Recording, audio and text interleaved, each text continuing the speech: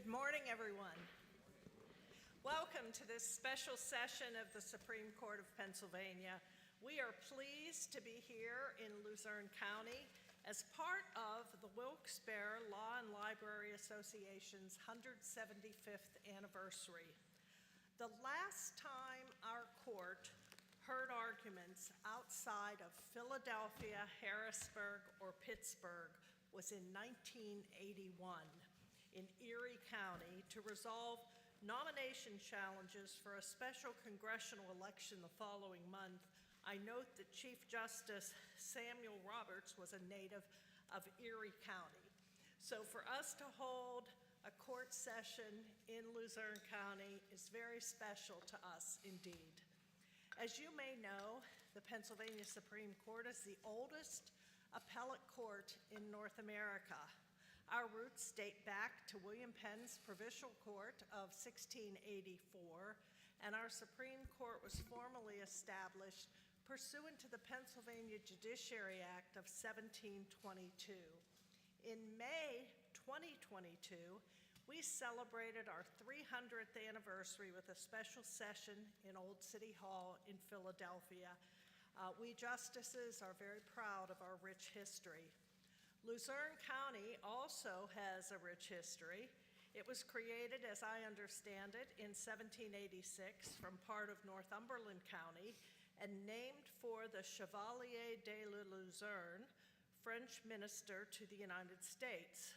Wilkes-Barre, your county seat, was laid out in 1772 and named for two members of the English Parliament, John Wilkes and Isaac Barre, both advocates of American rights. It was incorporated as a borough in 1806 and as a city in 1871. Several judges from Luzerne County have served on the Pennsylvania Supreme Court. These include Justice John Ross, who was admitted to the Luzerne County Bar in 1792 and was appointed to our Supreme Court in 1830. Chief Justice George Woodward, who was admitted to the Luzerne County Bar in 1830. He was appointed and later elected to the Pennsylvania Supreme Court in 1852. He served as Chief Justice from September 1863 to January 1868. Justice Warren J. Woodward studied law with his uncle, Chief Justice George Woodward, and was admitted to the Luzerne County Bar in 1842. He was elected to the Supreme Court in 1874. Chief Justice Benjamin Jones, Jr. served as Assistant District Attorney and then as President Judge of the Luzerne County Court of Common Pleas Orphans Court. He was president of the Wilkes-Barre Law and Library Association from 1948 to 1951. Justice Jones was elected to the Supreme Court in 1956 and was Chief Justice of the Supreme Court from 1972 to 1977. He was sworn in here at the Luzerne County Courthouse. Last but not least, our former colleague, Justice Coriel F. Stevens, who I believe is with us today. Justice Stevens, welcome. Justice Stevens served in the Pennsylvania House from 1981 to 1988. He was your county district attorney from 1988 to 1991, and then served as a Luzerne County Common Pleas judge from 1992 to 1998. He was elected judge of the Superior Court of Pennsylvania in November 1997 and retained in November 2007. He served as President Judge of the Superior Court from 2011 to 2013. Governor Tom Corbett nominated Judge Stevens to serve an interim term as a justice on our Supreme Court in 2013. He now serves as a senior judge on the Superior Court, and it was my pleasure to serve alongside Justice Stevens on our Supreme Court. I would like to also point out another historical event is being celebrated in Luzerne County. the election of your first female president judge of Luzerne County Court of Common Pleas. So congratulations to President Judge Stephanie Salavantis. She joins an ever-growing list of 17 women who now serve as president judges in their respective counties in Pennsylvania. Before the court calls our first case, I would like to briefly remind counsel of a few matters of protocol. Appellant's counsel, please approach the podium when your case is called. I will then give a short summary of the case. Please begin by introducing yourself and your co-counsel and identifying the party you represent. The justices are familiar with your cases, so we ask that you avoid any unnecessary recitation of facts or procedural history and instead focus on the main issues on which we granted review. Counsel may rely on their briefs for particular issues. In cases where there are multiple parties represented by separate counsel, counsel should not repeat the same arguments as prior counsel. Please try not to interrupt the justices when we are asking you a question. A justice's question is not meant to trip you up. Rather, it indicates there are particular issues we wish to explore further. I remind you that we do not permit rebuttal. Finally, while we have no set time limit for argument, I will advise counsel when the court is satisfied that all of its questions have been answered, and at that time, I will ask that you conclude your argument. Mr. Minner, please call the first case. Heather Honey versus Lycoming County Offices of Voter Services, appeal of Jeffrey Stroman et al. Representing appellants, Mr. Thomas Brett, representing Lycoming County Office, Mr. Austin White, representing the Secretary of Commonwealth, Mr. Kenneth Gibbons. This case concerns a request from the Lycoming County Office of Voter Services under the Right to Know law for a digital copy of the cast vote record file for every Lycoming County precinct tabulator and central tabulator used in the 2020 general election. Essentially, the cast vote record is a spreadsheet showing raw data associated with the ballots cast in an election. The Office of Voter Services denied the right to know request pursuant to Section 308 of the Election Code, which provides that election records shall be open to public inspection except for the contents of ballot boxes and voting machines. We granted allowance of appeal to determine whether cast vote records are the contents of ballot boxes and voting machines, and thus exempt from disclosure under Section 308. Please proceed. May it please the court. Honorable Chief Justice Todd, honorable justices of the Pennsylvania Supreme Court, my name's Thomas Brett. I'm here today with my colleague, Thomas King. We're here today representing intervener appellants, Stroman, Ham, and Peters. Let me start by indicating that the release of cast vote records as public records would greatly improve election integrity in the Commonwealth of Pennsylvania. It would increase the transparency, scrutiny, and accountability of public officials and the decisions that they make. This is something that was addressed to Deputy Secretary Jonathan Marks at the trial court level. Deputy Secretary Marks is the Deputy Secretary of Elections and Commissions of the Pennsylvania Department of State. When asked the question about the importance of transparency, Deputy Director Marks indicated, "I believe it is extremely important. And again, I certainly have my own opinion about the cast vote record and its usefulness. I'm aware of the fact that other states explicitly make it a public record." If I could just interrupt, the question here, as I understand it, is not whether it would be helpful or whether it is informative, but rather whether it's permitted. So could you get to that question? Absolutely.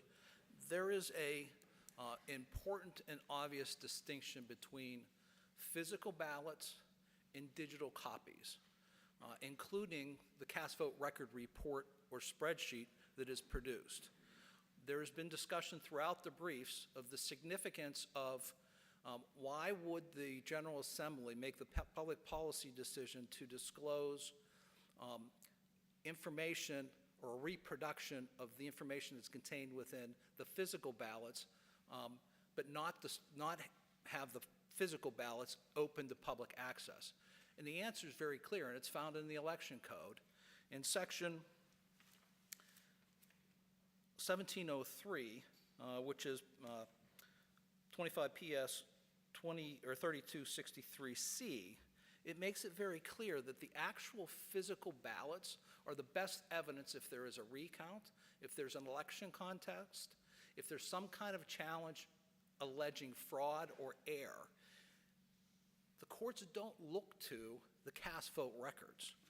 They preserve, throughout the Election Code, the importance and integrity of those actual physical ballots is what's controlling. That is different from cast vote records. If I had a digital... Counsel, can I interrupt? And I may be infringing on the Chief Justice's suggestion that you move on to a different topic, but I'm sort of intrigued. There are recount provisions.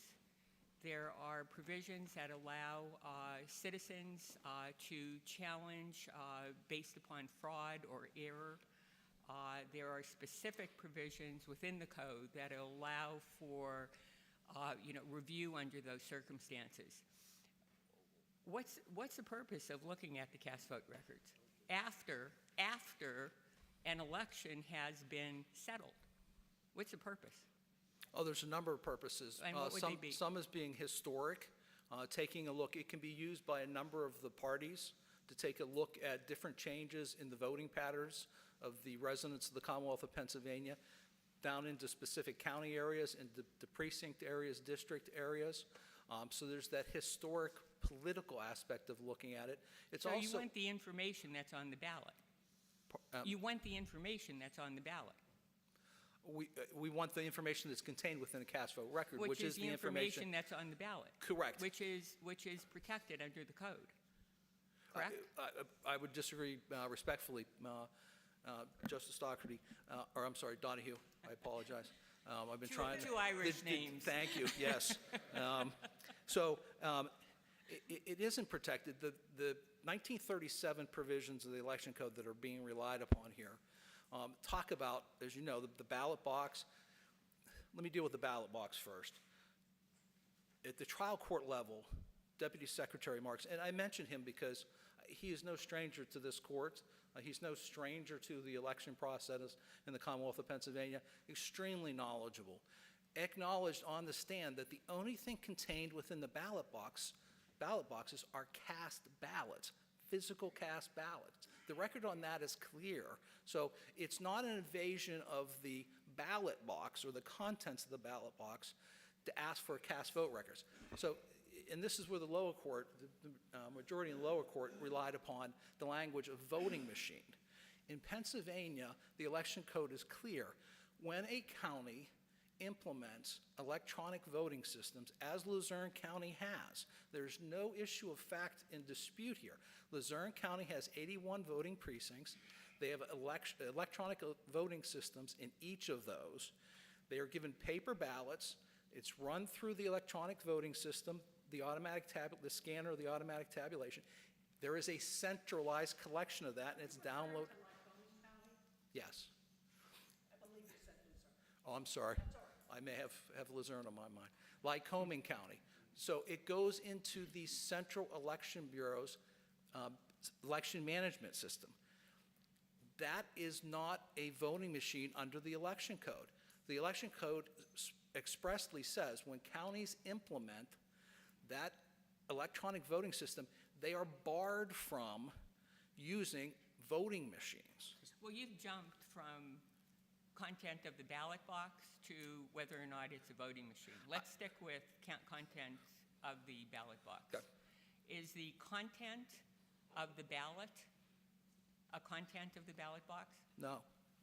No, I would respectfully say that's not the intent. It's not the information that's contained within the document. The content of the ballot box is the actual ballots. And that's why Which contains the vote of individuals. It's not the ballot, it's not the piece of paper that's important, it's the content of the ballot I that's would- protected. It's the individual's cast vote that's protected. Both are important. And the reason why it's, We're not concerned about important, we're concerned about are they protected, are they permitted? And when we look at even our Constitution, Article 7, Section 4 protects the secrecy of the ballot. So a voter knows that when he or she casts the ballot, their vote is secret.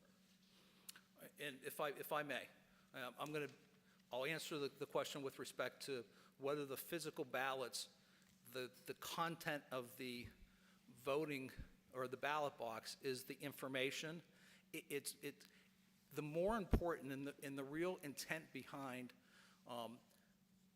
protecting the content of the ballot box is those physical ballots. And here's why, and that's why it's tied to recounts and things. Physical ballots versus a digital image. If I have ballot 1, that physical ballot's in the ballot box, and I have a digital image, I can shred that up. I can crinkle it up, I can shred, I can do anything to it. That doesn't impact the integrity of the physical ballot. It may be wasting paper, but that's the intent behind saying you can't have access to the physical ballot that is contained within. It's not just its integrity, it's its secrecy. Well, I haven't forgot you. I'm trying to do, so that's the importance of protecting that, and that was the intent, and still today is this intent. And you know that when you look at the Article 11A, it refers, when it talks about a recount and a challenge, it refers you back to 1701, which is the section that deals with ballot boxes and paper ballots. So it's tied to that. It doesn't refer you to 1702, which deals with voting machines. Mr. Breath, you're simply saying that when the General Assembly said content of the ballot box, back when we actually had ballot boxes or back when we actually had machines, the purpose of the General Assembly in saying content was to preserve the actual physical ballot for a future recount. Correct. That's your argument. Now, Correct. whether we agree that that's what content of the ballot box means, that's the issue. Correct. And when you think about it, the actual physical ballot tells you a lot more than a digital copy could ever tell you. But are you saying that counties can make digital copies of all the ballots and email them to the public, as long as they don't give the public the actual ballot? Well, that's the cast vote records. We have digital images. The I'm General Assembly says. I'm not talking about the cast vote record. I'm saying let's fast forward in technology in this world that we're living in right now. Let's say not only is the scanner that's reading the optical, the votes, not only is the scanner actually tabulating and sending them to the central computer or putting them on a thumb drive to be loaded in the central computer, but it's imaging every single individual ballot. Yes. Can I walk into voter services and demand to see, I don't want the original, I just want to see the digital copies of every single ballot. Are you saying that because you're only asking for the digital copies, contents of the ballot box don't apply? Correct. So, okay. And the General Assembly expressly provides for that when it talks about mail-in and absentee ballots. And that's the Previtt case that's kind of on hold in front of this court from the Commonwealth Court. That was the issue there, and the court unanimously said. And Judge Wolf wrote a concurring opinion in which he questioned Honey. He didn't participate in the Honey decision. It expressly said, the General Assembly said, those are public records. And The ballots are public. digital images of the ballots. Where does the law say digital images of the ballots are public record? 2 sections, Your Honor. Let me flip the.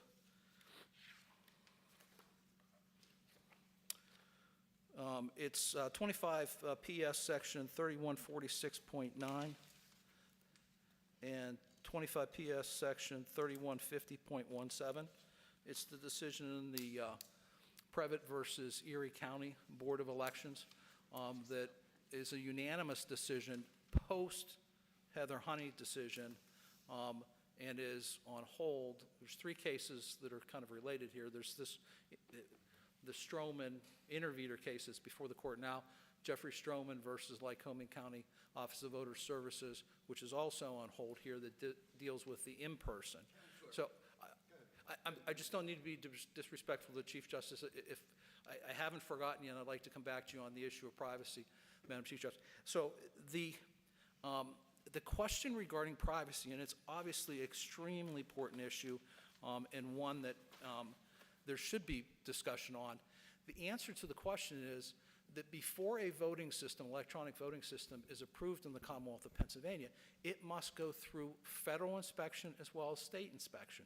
Once again, Jonathan Marks at the trial level, who participated in the inspection process at the federal and state level, testified, and I apologize, I don't have the cites in there, they weren't in the brief, but it's in the record.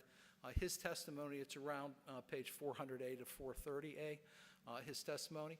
So there he testified that one of the fundamental issues that the federal evaluation system checks is privacy. He has the full report from the Commonwealth of Pennsylvania. The testimony directly addresses the issue of privacy. That issue was raised at the trial court, and actually, the trial court judge raised the question with respect to the randomization on the spreadsheet of the ballots, and whether you could somehow, if you stood outside a voting precinct and you saw everybody and put them in order and said Tom came third and here's the cast vote records, that it cannot breach the privacy protections under the Pennsylvania Constitution. The vendor confirmed that. That seems to make sense when there are a lot of voters. Well, Counselor, if I may. Could I just, yeah, what about in a precinct where only a dozen people voted in that particular election? Does that same argument hold true? Yes. It doesn't change the outcome of that process. The randomization protects it as much as you can protect it where there's only 12 people. If 12 people come in and everybody votes for one candidate, is that a breach of our Constitution? No. I would assert that it's not a breach of the Constitution. I'm sorry, thank you. You said in your opening that this is about election integrity. The right to know law is created so that official government actions are transparent. Share with me how the right to know law, or knowing the contents of a ballot in any way, points towards official governmental conduct, other than knowing how an individual in a particular precinct voted and who they voted for. Okay. How I would answer that question is the opposite. If none of this information is available, because if the decision is that anything that goes through an electronic voting system is deemed to have gone through a voting machine and is not open to the public, not only do you lose the cast vote records, you lose all ballot images because they all go through scanners. You lose the outer envelopes with the signatures and the dates. You lose a significant amount of information that the General Assembly has expressly said should be public. And what is the official misconduct that you're alleging under the right to know law? That's my concern. I understand you're talking about you want to know how people voted, but the right to know law specifically targets the governmental conduct, making our jobs transparent.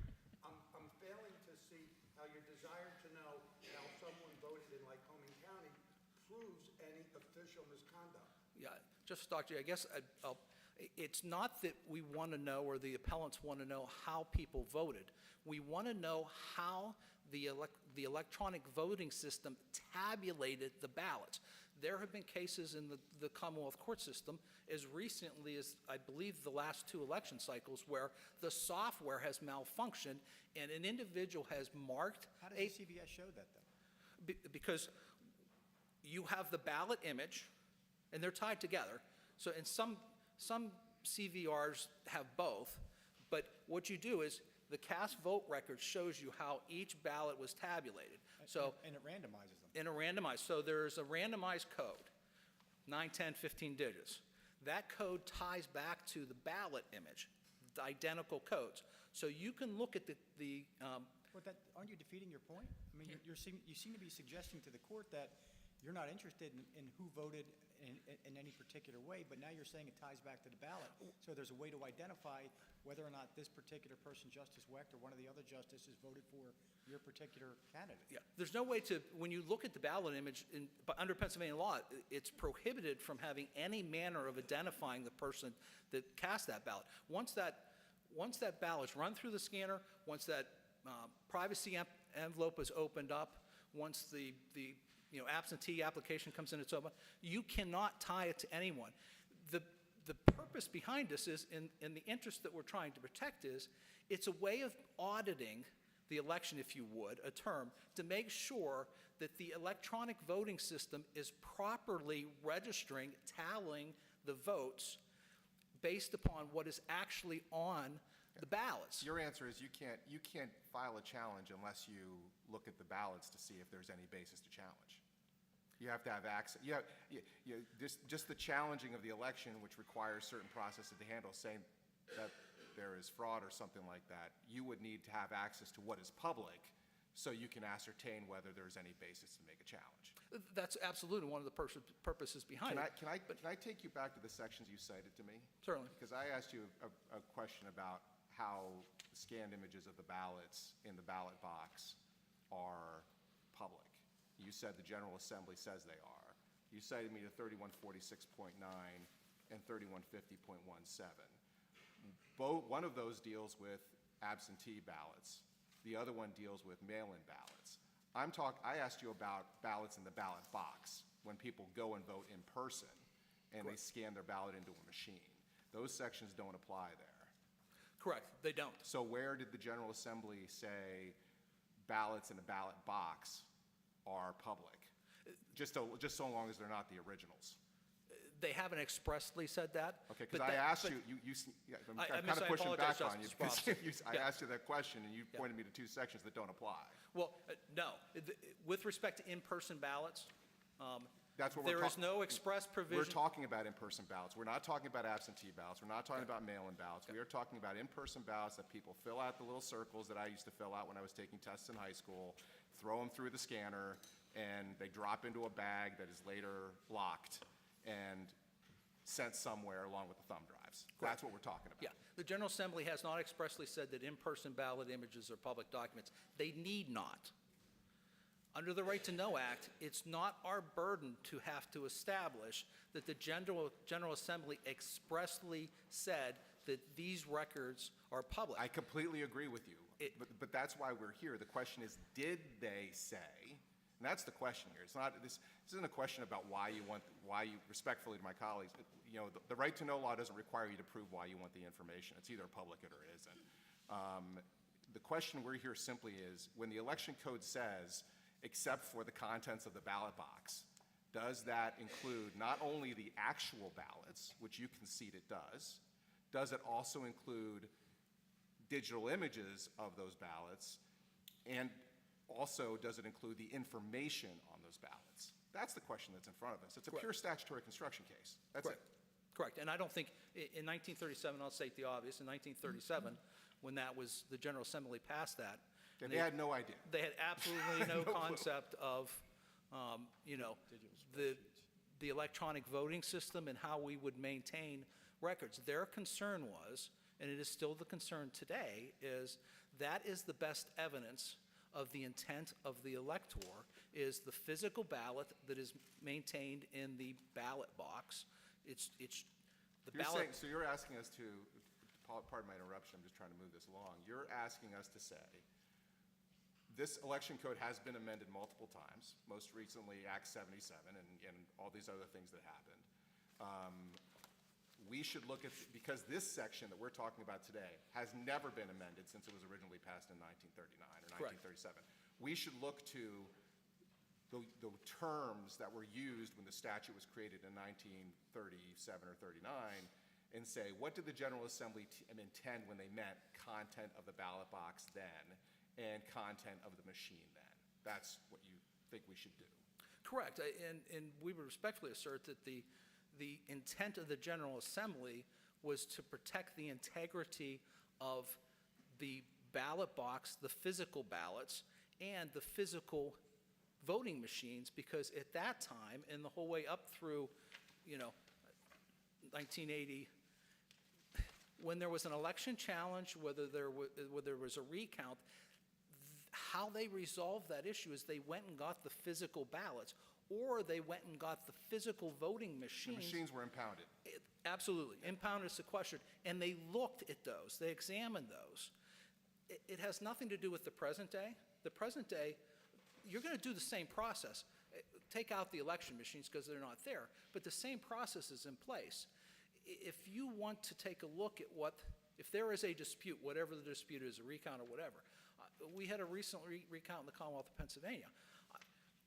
They didn't go in and go into an electronic voting system and pull data out of it, or the central tabulation at the Office of Voter Records. They switched the electronic voting systems, so they changed. So the mail-in and absentees go through high-speed voting scanners. Usually the precinct are the low speed. So when there's a recount, they switch. The mail-in and absentee are put through the precinct scanners, because the code requires that you have to do it through a different thing. And the in-person go through the high-speed scanners. That's the check. They really don't care about the cast vote records. They don't care about the digital copies. That's a historic protection. That's a fail-safe in the worst-case scenario, that somehow you've lost all of the hard copies and you're unable to do the process of rerunning them through the scanners. So that's really the distinction here that separates the terminology from 1937. Voting machines isn't applicable any longer in the Commonwealth of Pennsylvania. Ballot boxes is. Even the Commonwealth, through Deputy Secretary Marks, acknowledges the only thing in the ballot boxes are hard copy cast ballots. Well, that's true for the counties that use the scanning machines. It's not true for the counties that use the touch screens. There's a different process for the touch screens. Is there a ballot box for the touch screens? They have to produce, those touch screens have to produce, every elector has to have a hard copy. So yes, the touchscreen ones are to produce a hard ballot, and that hard ballot is to be checked by the elector, and then it goes in through, I'm not sure if it goes through a scanner, it goes into a ballot box, and that printout from the touchscreen is the ballot that is preserved. That is the physical ballot. So it's a difference in the mechanism of marking your ballot, whereas if you're provided a paper ballot, you mark it as the elector, hand mark it, whereas if you're using a touch screen, the printer from the touch screen generates the ballot. It fills the circles in for you. You are to look at that and look at your touch screen to make sure that the ballot generated through that touch screen is accurate to what you entered into the touch screen. And then it goes into the ballot box. Counsel, can I get back to a question I asked earlier? Because I'm just sort of challenged by the distinction you're trying to make. Under any circumstance, the purpose of protecting the ballot is to protect the information that is entered on the ballot. I mean, the focus is on preserving the decision of a voter that's reflected on the ballot. It has nothing to do with its physical or non-physical existence.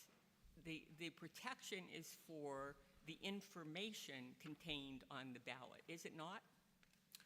It is, but the protection, I'd answer it this way.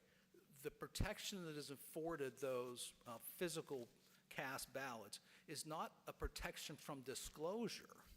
That's not the danger. The protection is preserving the integrity of those physical ballots and the information that's contained on those physical ballots as the best evidence if there is the need for a prosecution. And I'll refer the court to, sorry, I can get my glasses back on.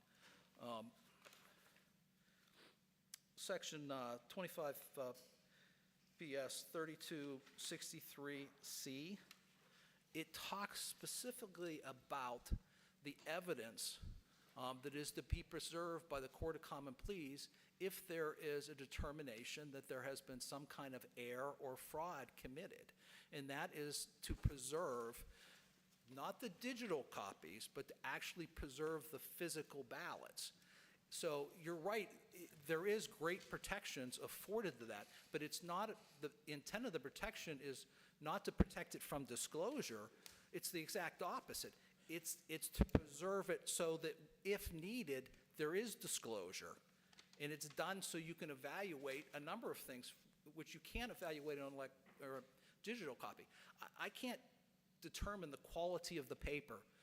All of these ballots are printed on specific paper. I can't determine whether the voter, whether there's a crimp in it because the voter pressed hard, or that it's outside the lines, or whether it was laser printed. But always, the ultimate focus is to determine the information contained thereon. Correct, Correct. correct. So if that information is created instantaneously in a different format, why is that information not also protected? Because there's no harm to disclosing that information. The disclosure of that information, whether it's in the form of a cast vote record or it's in the form of digital copies of it, is irrelevant to the court's determination as to whether there's a recount, who was ultimately the winner, or whether there was error or fraud. But that runs against the protection of the Constitution to the protection of the secrecy of the ballots. And you're saying there is no violation, there's no, I don't know if you're saying there's no protection accorded to the secrecy of the ballots, or there's no way that the secrecy of the ballots is violated by what you're suggesting. In the Commonwealth of Pennsylvania, there's no violations of the secrecy of the ballots. In some states, and we've referenced this in our brief, and I've quoted Jonathan Marks talking about other cast vote records, there are states, North Carolina I think is an example, where they have not released the ballot images. And the reason why is, in North Carolina, as I understand it, there is a code on the ballot that ties directly back to the actual elector. And that's intended to be, if there's an issue of fraud, they can pull it out of the system, basically uncounted, if you would. In Pennsylvania, we don't have that. In Pennsylvania, there are no, it's actually, if you have to discard, it spoils the ballot if there's any identifying marks on the ballot that would enable you to trace it back to an elector. It spoils that ballot. So, Well, that's true for mail-ins and absentees. Correct. That's not necessarily true for scanners. Didn't the trial court, as a matter of fact, make a finding in this case that secrecy of the voter was not an issue? yes, And yes. could you elaborate on the basis upon which he made that finding? Correct. There was extensive evidence placed into the trial court record, namely through the testimony of Jonathan Marks, but also through Director Lehman testified. And his initial concern was that the code that was assigned to the CVR spreadsheet, somehow you could trace that back if you had additional information. And there was extensive discussion on the record and testimony, including the testimony of the vetting process for the Dominion system to be approved at the federal level and the state level. But also, there was multiple days of hearings at the trial court. The judge asked, with the consent of counsel, that the vendor be answered that question. And they were provided an opportunity, and the vendor came back and said, absolutely not. This randomization of these codes, there is no way you're able to trace it back to the individual voter. And if you were, let's assume that But what about in a county where there's 6 voters at a precinct? if there's 6 voters and you have 6 random codes and one person doesn't vote like the other 6, it's still not violating the privacy. If all 6, but you're in that situation no matter what. And the same thing with the write-in ballots. I mean, there was a discussion in the trial court level, and the judge brought this up with respect to handwriting. And if I could see that, well, that's today. That's the current system you could do that. So I understand it's a very important issue. My clients take it seriously, not only from a constitutional standpoint. We are very, very active in election law.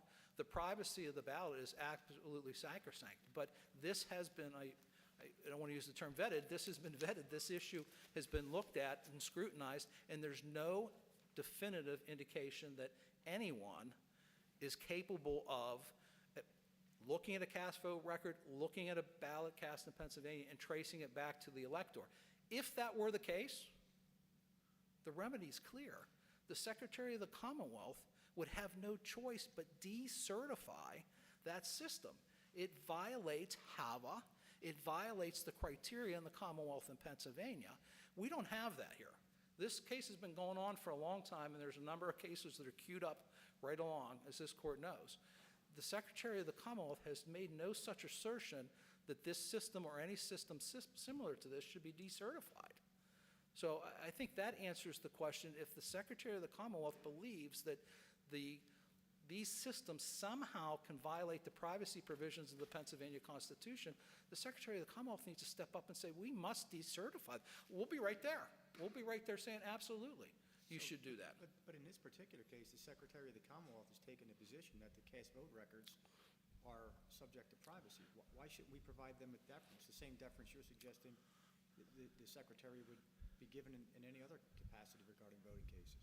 Well, the Secretary of the Commonwealth has taken the position that they're the contents of the voting machine and the contents of the ballot box. It's been the position that the Secretary of the Commonwealth has taken The contents of the raw data. kind of changed over the course of this litigation.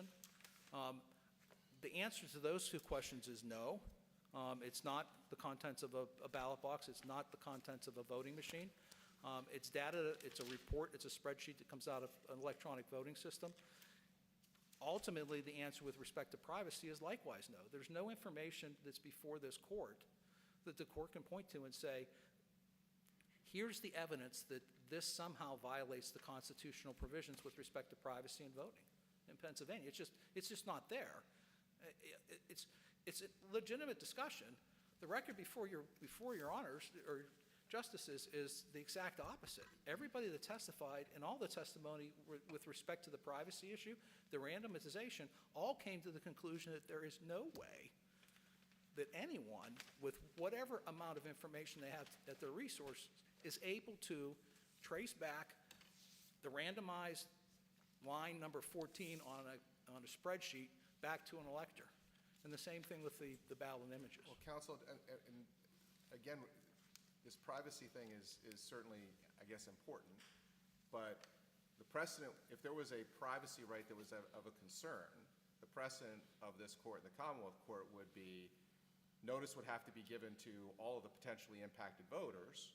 They would have to have an opportunity to come in and assert their privacy right. Has anybody appeared in this case to assert their privacy right in these documents? No, no one. Has anybody challenged the statute that we're talking about as unconstitutional? None, no one. Counsel, the Commonwealth Court, in its sort of maybe penultimate paragraph, made the point, and I think you agree with the first part of it, that the ballots themselves are not open to public inspection.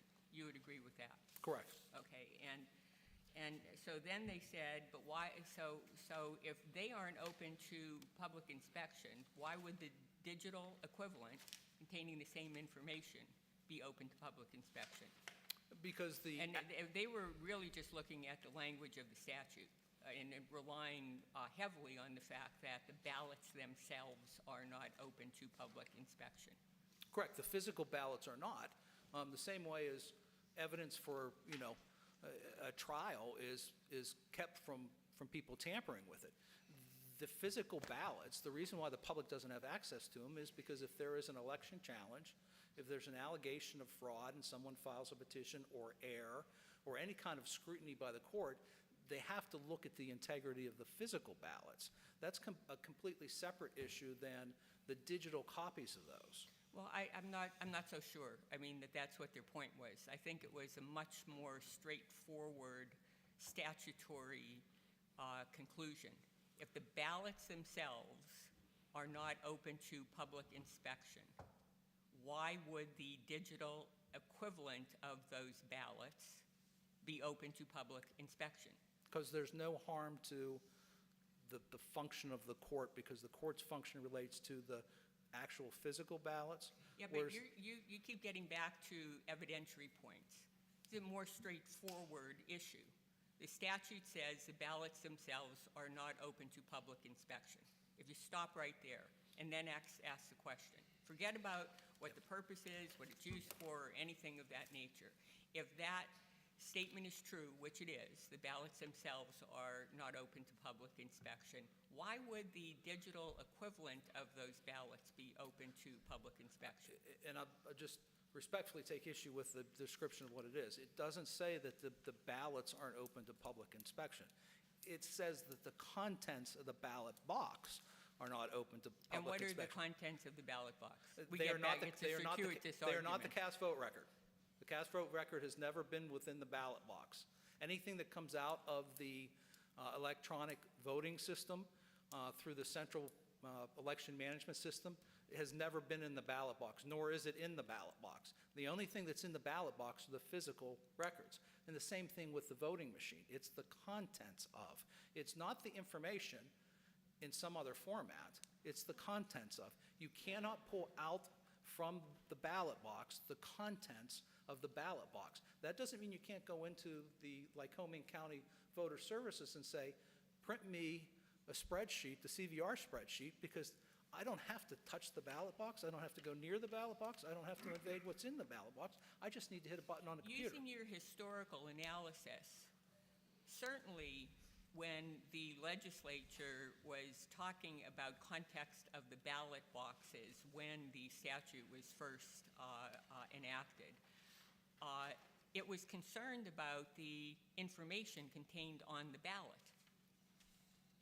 I mean, otherwise, what's the point? I would I mean, a respectfully. ballot is nothing other than the reflection of the voter's intention. Yeah, I would respectfully disagree with that. It's not that they're concerned with the information that's contained within the ballots. The information, the judiciary, with due respect to this judiciary, you're not concerned about who voted for which candidate or which candidate prevails in the election. You're concerned about preserving the evidence that Of is. who they voted for. No. Well, it is who they voted for, but once again, you're not concerned about who they voted for. You're concerned about the integrity, and this is why this is such an important election integrity case. You're concerned about the integrity of the process in making sure that whomever they voted for or didn't vote for, that evidence is preserved so the court can make an informed determination. Was there fraud? Was there an error? After doing a recount, who is the appropriate winner of whatever election you're looking at? That's the purpose of that 1937 statute, and it remains the purpose today. I mean, it's still the fundamental component of our election system. How does the CVR prove or show fraud? I don't know if it necessarily does. I mean, ultimately, it's information that if you evaluate. But you just shared the purposes to protect against fraud. Well- I'm asking you, what does that document? Randomized ballots. It can show you information which may indicate that there was fraud. Based upon that information, before you would be able to prove it, you would have to go back. Well, correct me, I understand that the spreadsheet is just literally a line as to who was selected by that particular person. How do you allege fraud when you don't know whose vote you're looking at? Well, it's broken down into precincts and districts, and Correct. it can be a countywide, statewide. I'm still, your premise is fraud. I'm trying to dissect that. I don't understand an anonymous spreadsheet, how that supports your argument that fraud has been perpetrated. I'm not arguing that proves it. I'm arguing that it's a piece of information that should be public so the public has the ability to evaluate. For example, You're What- changing the subject. no, I'm getting Stay to- on fraud. Tell Okay. me how that, and that's what I'm saying. The public can take a look at that, Your Honor, or Justice Doherty, and if there are anomalies that, let's say that there are a high percentage of ballots that voted just for the top candidate, none of the lower elections, so president, vice president, senate, things of that nature, that could lead you to believe, to say, listen, there's an anomaly here. That is an extremely large number that didn't vote for any of the down ballot things. That could be the basis to come in, file a petition with the court and say, listen, we'd like to physically examine the hard ballots, the ballots in the ballot box to determine, was there any fraud involved in this situation? But the election code prohibits that. Excuse me? The election code prohibits that specifically, doesn't it? No, I don't believe it does. Under a right to know law? No, not through a right to know. No, absolutely not through a right to know. Well, that's how this thing But- started. This started off as a right to know law, and I think we all understand the right to know law kind of yields where specific laws govern the agency requested documents that you're requesting. You've been arguing about the election code to Justice Brobson and Justice Donahue. I'm curious, the election code kind of prohibits somebody from getting the actual ballots themselves under our Constitution, doesn't it? No, it absolutely doesn't. You're There's no- saying if there's a challenge. You're talking about a I'm talking about. challenge. You're triggering the challenge. Just like you're taking right-to-know information you gather from a governmental entity. You're evaluating that information. Based upon your evaluation of that information, it may lead you to believe that there's some malfeasance that occurred. It's not per se evidence of malfeasance, but it's enough for you to be able to say, I need more information. That's part of holding the elected officials or the public officials accountable. It's not a tool to prove. The tool to prove goes to Justice Donahue.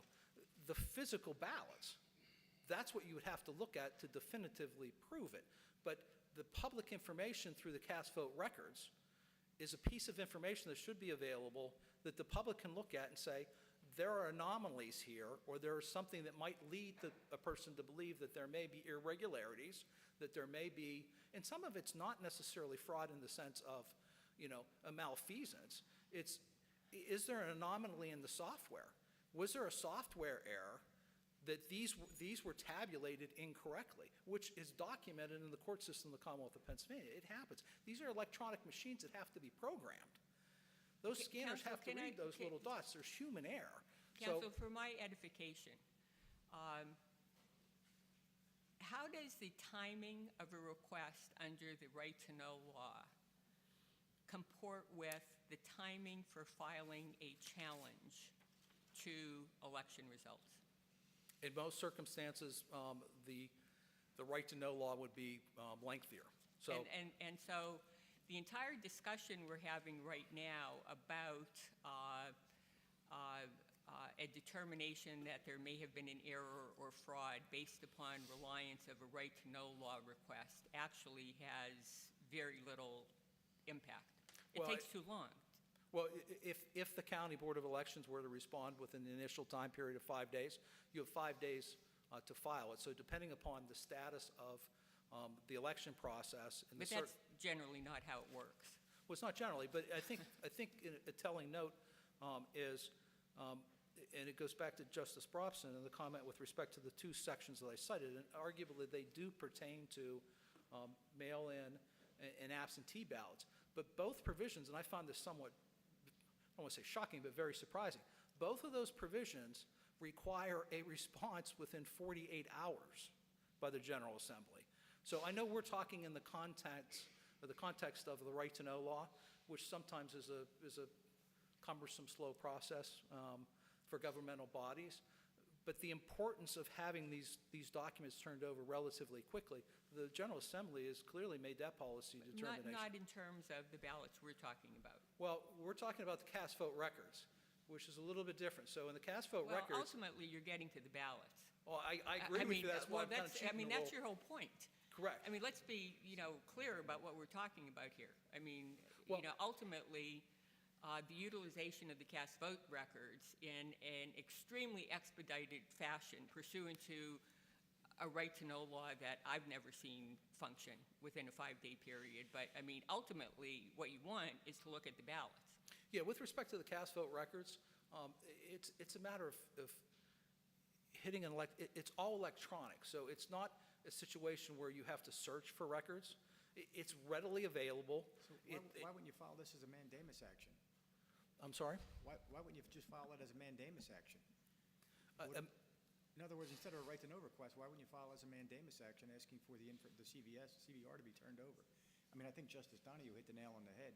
This really is just going to be a means to an end, because you're going to argue, or somebody's going to argue, based upon their review, that there's an anomaly that justifies them getting into the ballots themselves. Because that's what we're really getting into. This is a means to an end. Well, the assumption is that that's where that's headed. We're certainly not getting into the discussion of it. We were talking about what's the fraud that you're trying to prevent, or how's this tied to fraud. That's one of the explanations. I'm not saying that that's certainly not appellants. Justice Brobson's recitation of the right to know law is clear. The purpose of the right to know request, or the use of the public information, is irrelevant to the discussion of whether it's a public document or not. I mean, with respect to the discussion, we respectfully submit that it's not. I'm more than happy to have a discussion and continue the discussion with respect to potential options or reasons why that information may be relevant, but from a right to know request standpoint, it's irrelevant to this court's analysis. The analysis is it a public record or is it not a public record? And if it's a public record, what anybody does with it within the Commonwealth, whether it's of any benefit to those individuals or not, is not part of the analysis for the court. All right, do any of the justices have further questions? I think we understand your position. Thank you very much, sir. Thank you. Assuming that I'm not going to have an opportunity to address you again this afternoon or this morning, it's always an honor to appear before this body, particularly in this historic courthouse, and it's been a pleasure, and I thank you for your time. Thank you, particularly since you both drove in all the way from Butler. Hit this. Let's hear from Mr. Joel. I'm sorry? Go ahead. Oh, okay, very good. Just button up here.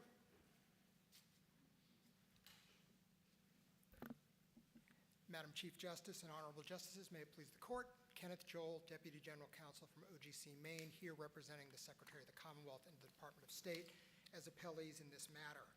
I'm joined by Mr. Austin White. He's representing Lycoming County. I would defer any county-specific questions to him. I'm going to focus on the jurisdictional question and then the statutory construction argument. And I'd like to start with, because either way, this court can affirm the Commonwealth Court. And I'd like to sort of pick up where you were going, Justice McCaffrey, in your comment that everybody here in this room, I believe, understands that where another statute governs records, that statute applies, and not the right to know law. That was this court's holding quite clearly in Energy Transfer. You look at the two statutes. The election code talks about these records, the contents of the ballot boxes, the CVR, the images. That's what it deals with. The right to know law, as this court found in Energy Transfer, talks more broadly about records. They conflict. They conflict not only in what is public and not public, but they conflict in, even as to public things, who gets them. It can only be a qualified elector of the county. That's why Ms. Honey. Yes. Not necessarily an either or. It's not a statutory displacement thing so much as it is a record-specific question. The right to know law exception says where the record is exempt from disclosure under any other federal or state law or regulation, et cetera, et cetera. So it's not whether this paradigm applies or that paradigm applies. It's whether this particular record is exempted by reason of some other provision of law. Isn't that correct? I think that's partly correct, because there's that provision, then there's also 3101.1, which says if the accessibility is governed by another statute, the right to know law shall not apply. And that's where this court went in the Energy Transfer case. Justice Brobson, it's where you went in your dissent in Hetzel. Right. So, but the issue is a little bit different. The election code does not have a separate, robust process for filing a request for access, administrative appeal, exemptions, procedures for access to these documents. And in the cases that you're talking about, there, if I remember them correctly, there's actually procedure in the other substantive statute that conflicted with the right to know law. So because there was a more specific statute dealing with the procedures to get access to the document, the more specific would prevail over the general. Why is Justice Weck not correct in saying we don't have that with the election code? All we have is a provision that says what's not public. And that would put you in the right to know law provision that says documents are exempt that other statutes say are not public. So I think there's a couple of points on there. Unlike in the energy transfer case, there was a process before the PUC. But here, there can also be a process, right? You make a request of the county says yes or no. Where's that? Where's that? They make a request. Where's the provision in the election code that says that you make a You're request? I think you're just making a request for the Steve, documents. You and I have had this argument before, right? And I have a feeling we're going to continue having it today, but that's So, fine. I know, we've had, I'm having deja vu all over it again, but just, I haven't been. As am I, but that's I haven't okay. been sworn in, so I can kind of do whatever I want to do. The idea that a government agency can come in and argue this robust procedure for access to documents don't apply because there's this unspoken, unscripted, no regulation you can cite to, no procedure that you can cite to in the administrative agency law and the general rules of administrative practice and procedure in anything for this idea that, well, you can always come in and ask us. Well, then my question would be, well, how long do they have to respond? Well, they'll respond quickly. Well, what if they don't respond quickly? Who do you appeal it to? Well, you should appeal it to this guy. None of this process that you're talking about is written down. What is written down is the right to know law. That's true. The right to know law is written down. So what I would answer is, you can come in and make the request. To get to Justice McCaffrey's How long do they have point- the I'm answer? getting there. I'm getting there. Well, no, If it's too long, you mandamus. What's too long? You're asking for these things post-election. What are you needing them for? Do you need them more quickly than the right to know law, which they could take 35 days to give you? But the problem here, counsel, on this is that the right to know law doesn't say that everything related to the election code is set apart and not covered by the right to know law. That would be convincing for your point. What it says is the record is exempt from disclosure under any other, et cetera, et cetera. And so then we would refer to the election code under section 308 where it says, except the contents of ballot boxes and voting machines, blah, blah, shall be open to public inspection. So that's why we're going to be referring back to that anyways, because if you can't prevail on convincing us that it's contents of a ballot box or a voting machine, then you've got a problem regardless. Isn't that right? I think that's very similar to what happened in Energy Transfer.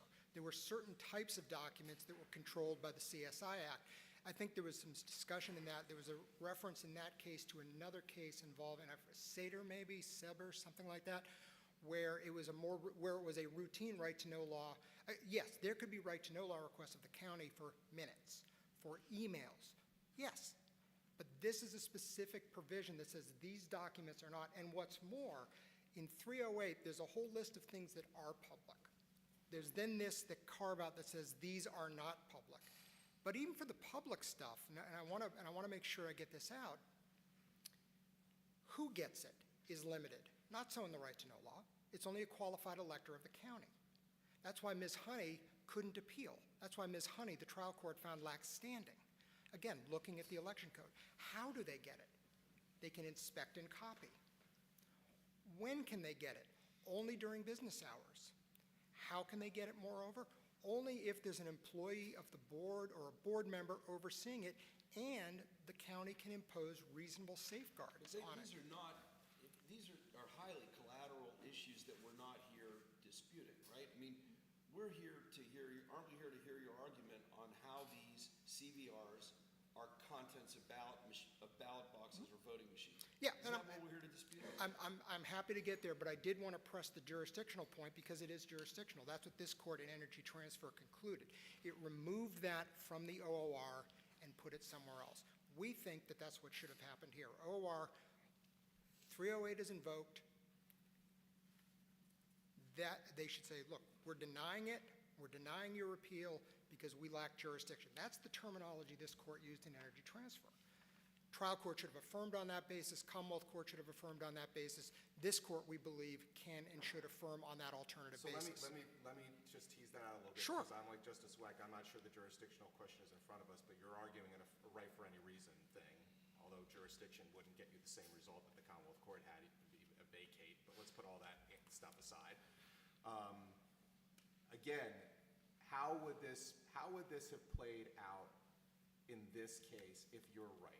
What does the election code provide with regard to the request that was made here? And how would it have teased out procedurally? So It sounds like we're now transferring to the statutory construction argument. No, Oh, okay, you're okay. saying that the right to know law doesn't apply, something else does. Yes. There's something else. The I'm election asking code, you, yes. in the election code, tease out the procedure. What should the petitioner, what should the petitioners have done here? You said make a request. Make a request to who? To the county. To the county To generally, or the county board of to the county elections? board of elections. Okay, so great. What does that look like? Is it a petition? Is it an email? Can you just walk in and ask for it? I think it could be whatever the county sets forth in its policy. I mean, I think do we have a asking for- policy? I think asking for, I would defer that to Mr. White. Okay. Well, you're making the jurisdictional Yeah, argument. I am. I'm trying to understand what the alternative procedure is that you're So I saying think, exists. the alternative, whether orally, I don't know if that would cut it. I mean, an email, Under a the general rules request. of administrative practice and procedure, it would have to be in writing. Okay, so you do that, they either deny it, let's assume they deny it. Let's assume they say, look, 308 governs, we're not giving you these documents. Okay. Okay? I think at that point, you have, under the local agency, that's a local agency decision, local government agency decision, you can appeal that up to the common police court. Well, it's not an Eventually, adjudication, so it can't be appealed to the common police court because there was no hearing. It would be an invalid adjudication. then I think the county could have an See adjudication. the problem we're having here? Well, It's. I wouldn't call it a problem. Okay, I understand. But I understand where you're going with it, but our position is that that's the way the statute reads. The statute reads that where another statute, here the election code, makes something public or not, or limits, conflicts with, is the language of 3101.1, it shall not apply. That's all we're saying. This was the wrong path to get here. Now, recognizing we're here and recognizing y'all want to hear about contents of the ballot box. So from a statutory, I mean, we all know the general maxims, trying to get the intent of the legislature. Let's look at the plain language. Is it clear? Is it ambiguous? Is it unambiguous? We believe, we must give effect to all the words, no surplusage. A couple of things that I think have to be layered on here. The secrecy in the Constitution should be looking at this question of what this means through that lens. But if you look at the language, 308, it's extremely long, and I'm not going to read it. I'm going to if you'd like me to, I will. But okay, I didn't think so, but I figured I'd offer. But it has a whole bunch of stuff that shall be public, right? That's the first part. Except the contents of ballot boxes and voting machines, okay? How is the CVR, which is a spreadsheet, could be produced by a keystroke, how is that the content of a ballot box or a voting machine? Because It was never in a ballot box or a voting machine. How is it a content? So the operative terms, contents of ballot box, voting machine, are not defined. I think we can all agree on that. They are not defined in the Right, but election code. they're English words. Right. So we looked at dictionaries, we looked at common usage. Contents, something contained, okay? Ballot box, it's clear, as it deals with Lycoming County, which is who we're here on, for the in-person, I go in, I get a piece of paper, I fill in the bubbles, I put it through a scanner, it drops into a bag. That's a ballot box. Yep, I don't right? think there's much dispute about I- that. And I would agree with that. My friends on the other side concede and agree with that also. And the CVR is not in that bag. The CVR isn't, but the information on the ballot is there. You can't say that the ballot is just the paper sans information, because the information is on there. My selections are on there. Your selections are on there. Who I voted for is on there. That information is the contents of Well, the why don't ballot we let the box. General Assembly write a statute that says information or CVR? Why do you want us to write the statute for you? We don't want you to write the statute. We think the common understanding of the words contents of, I think, is very important here. That's the word they chose. I heard a lot of discussion about paper in the box. They didn't use the word in. Of means derived from or originating from. That's what of means. It's a Mr. Joel, functional so word. your position is the exact opposite, right? Yes. Your position is all the information that is on the ballots in the ballot box cannot be made public. Correct. Okay. That would include precinct-level voting data. What do you mean by data? I just want to make sure I understand where you're going. Voting data, whatever's on the ballot. Whatever's on the information on the ballot, yeah. The ballots record Yes. the vote. Yes. So whatever candidates were voted for that are in that ballot box in a precinct can't be made public. Under the right to know law, yes, yes. No, no, can't yeah, be made yes, public. can't be made public. Under the The code election says code. it can't be made Under the public. election code cannot be made public. How in the world, then, do they report precinct-level data? How do counties report the results of election with precinct-level data if precinct-level data is contained in the ballot box and the ballot box is not public? So the information that's there is the contents of the ballot box. And I would note that my friends on the other side in their brief make no developed argument on the ballot box issue. I can get to the voting machine issue, but they don't make a developed You're not argument. answering my question. Yeah, I'm going to get there. Could you do me a favor? Would you please repeat it because I want to make sure I fully understand it. You agreed with me that the ballots in the ballot box reflect the votes of the voters in the precinct, correct? The candidates who they voted for. Yes. That's what's reflected on the ballots. The contents of the ballot box is the paper that has the information filled out. the bubbles. So from the precinct perspective, all of that information that is in the ballot box on the ballots is not public and can't be made public, correct? Yes. Okay. My question to you was simple. If that's true, how can counties report out precinct-level election returns? Because they're reporting out returns. They're not tying it back to somebody's individual Returns are votes. votes. Returns are votes for candidates. If I'm in a precinct that only 125 people voted, and sadly I live in one of those precincts, and the county reports out how those 125 votes were allocated between different candidates, they're reporting out the contents of the ballot box.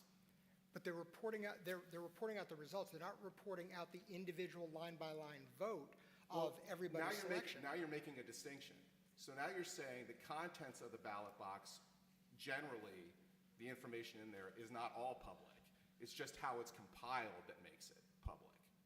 So if it's compiled differently, meaning it's just giving you a sum, it's public. But if you're saying because of the line-by-line separation, that somehow makes the information non-public. What we're saying is that the contents, that information, which then goes on this spreadsheet. Right. So some contents are public, meaning how people The voted. overall results. Some What's the contents. Their statutory results. basis for that? Well, I mean, so what's the statutory basis for you telling us this content is open to public inspection, but that isn't? I mean, this column is public inspection, this column is not. Where's this?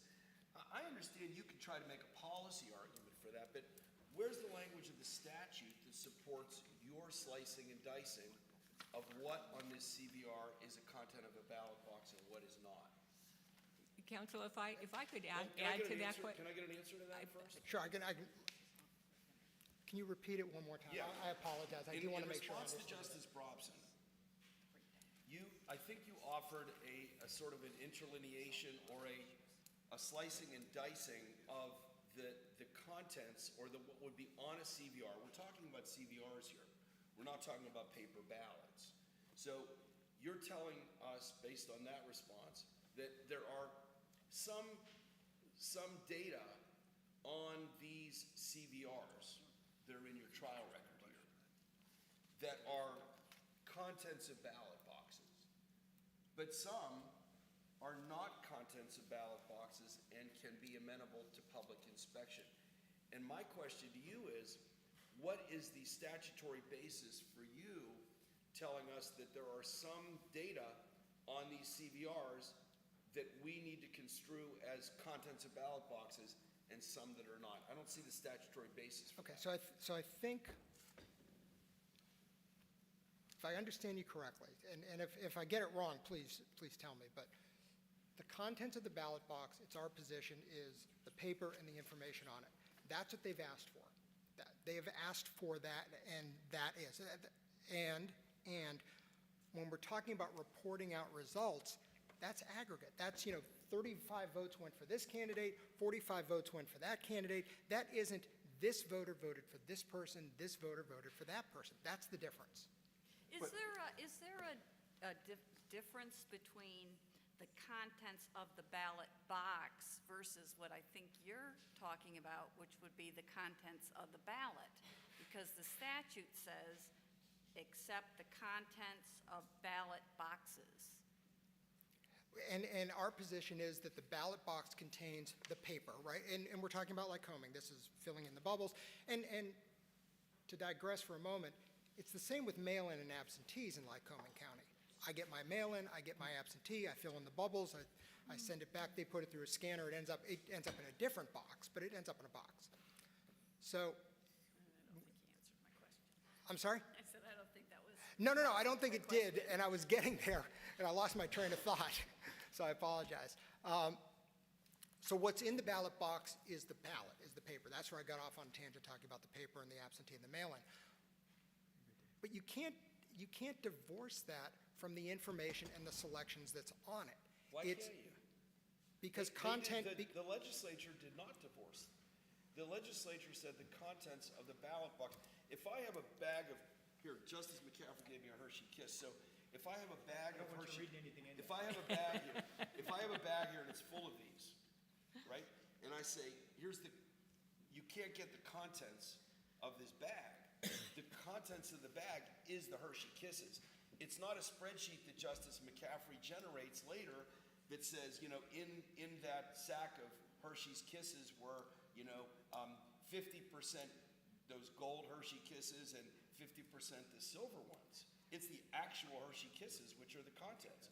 Again, I'm not seeing how you get to legislate it's a data analysis or a CVR of those contents. The legislature didn't do that. see, we believe they did. By using the words contents of, it's broader than just the paper. That's our position. Contents of. Except that they can report out the contents in terms of how many people voted for who in that precinct.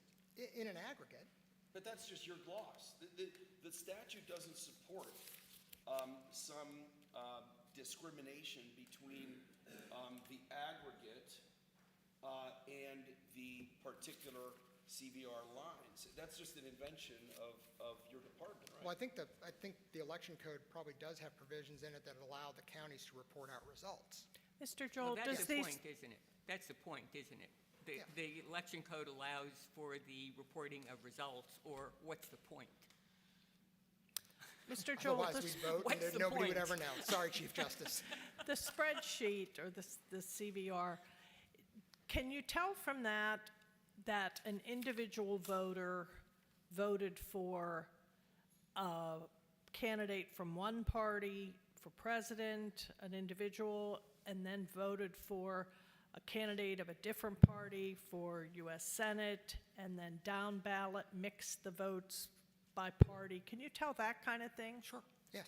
And that's something that you could not tell from the precinct reporting, right? You can only tell that by looking at that record Yes.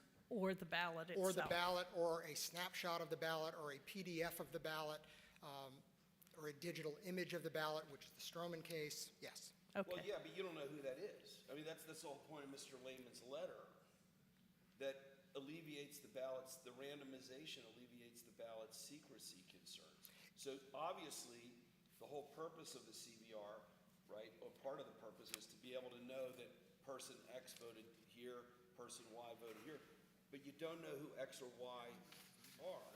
Isn't that the point that Director Lehman was making in his letter in the record? Yes, and I know the letter you're referring to. This case, it's randomized. Not every county randomizes, and I think the amici counties put forth a very good position on that and their concerns. Moreover, I think to get to your question earlier, Chief Justice, there could be precincts that are so small, you can marry that with who applied, with who came in, and you can reverse engineer that. That's what President Judge Cohn-Jubelier found in her dissent in the Van Bibber and Weaver case. You could reverse engineer precinct election results. I'm sorry, I didn't hear you. You could reverse engineer precinct level election results. I mean, this is not novel. Political operatives have been taking this data for years and doing this and reverse engineering districts and figuring out, okay, they have so many, and the data does show how many Republicans came and voted and how many Democrats came and voted, and they show you what candidates were won in that district, what candidates lost in that district. I mean, that data is already being reported out. But the difference is if you take the ballot, if you take the picture of the ballot, if you take the scan of the ballot, if you take the information on the ballot that's on this CVR, if you take that line, this is, me as a voter, this is my line. I voted this way, this way, this way, this way, this way. I left this one blank because I didn't care. Your point, this is your key argument. Your key argument is it's the individualized nature of the CVR Yes. that makes it non-public, even though you can't track it to a particular individual. Even though, and I would disagree with So you. you're fine with aggregate data. You just don't want, so you could take the bottom line totals and report those out. Well, that's what's reported out with election results. But, So I- so I- you're saying as soon as you separate it by randomized number ballot, that is what makes it off limits. Yes. Okay. And I just want to push back a little bit on randomized. There are counties where it may not be randomized. I mean, that's what the amici But talk that's about. That's not a statutory construction question. No, but That's a that question of whether gets- the county should be randomizing. But well, it's not a statutory construction argument, but it is a lens through which to avoid constitutional problems. Well, we can't. This should be read. I mean, there has to be a limit to this constitutional avoidance doctrine, because otherwise, every statutory construction case will use as a make-weight this constitutional flavor and say, what statutory interpretation result here is most friendly to language in our Constitution. Either you're telling us this statute is unconstitutional, which you haven't told us, or that argument doesn't get you anywhere, because you can't just give us a flavor of the Constitution. Either you're telling us the statute's unconstitutional, or we're here on a matter of statutory interpretation. No, It's one or the other. We are here on a matter of statutory So interpretation. I don't think you can say the Constitution mandates secrecy. So in order to ensure that under no circumstances will any voter's vote be revealed, you're forced to construe the statute in way X instead of way Y. Because if that's the case, then that becomes the mandate in every statutory interpretation case. I would respectfully disagree. I think here we are dealing with a specific constitutional provision, and we're advocating a way to read it that avoids that avoids notice to every voter in a county. It avoids those concerns, and given the choice between reading something to avoid those concerns and reading something that puts those concerns at play, we would suggest it should be read. Isn't it better, one more thing on this, if I Sure, may. sure. Isn't it better from your department's perspective, instead of telling us to construe ballot box to mean a spreadsheet based on technology, 80 years later, 90 years, 70 years later, whatever it is, to go to the General Assembly and say, hey, folks, why don't you rewrite this to modernize this statute? Because what you're asking us to do is I think, profoundly counterintuitive, which is to look at this thing and say this spreadsheet is the content of a ballot box. And when it's a fiction, because nobody's maintaining this thing was in the ballot box.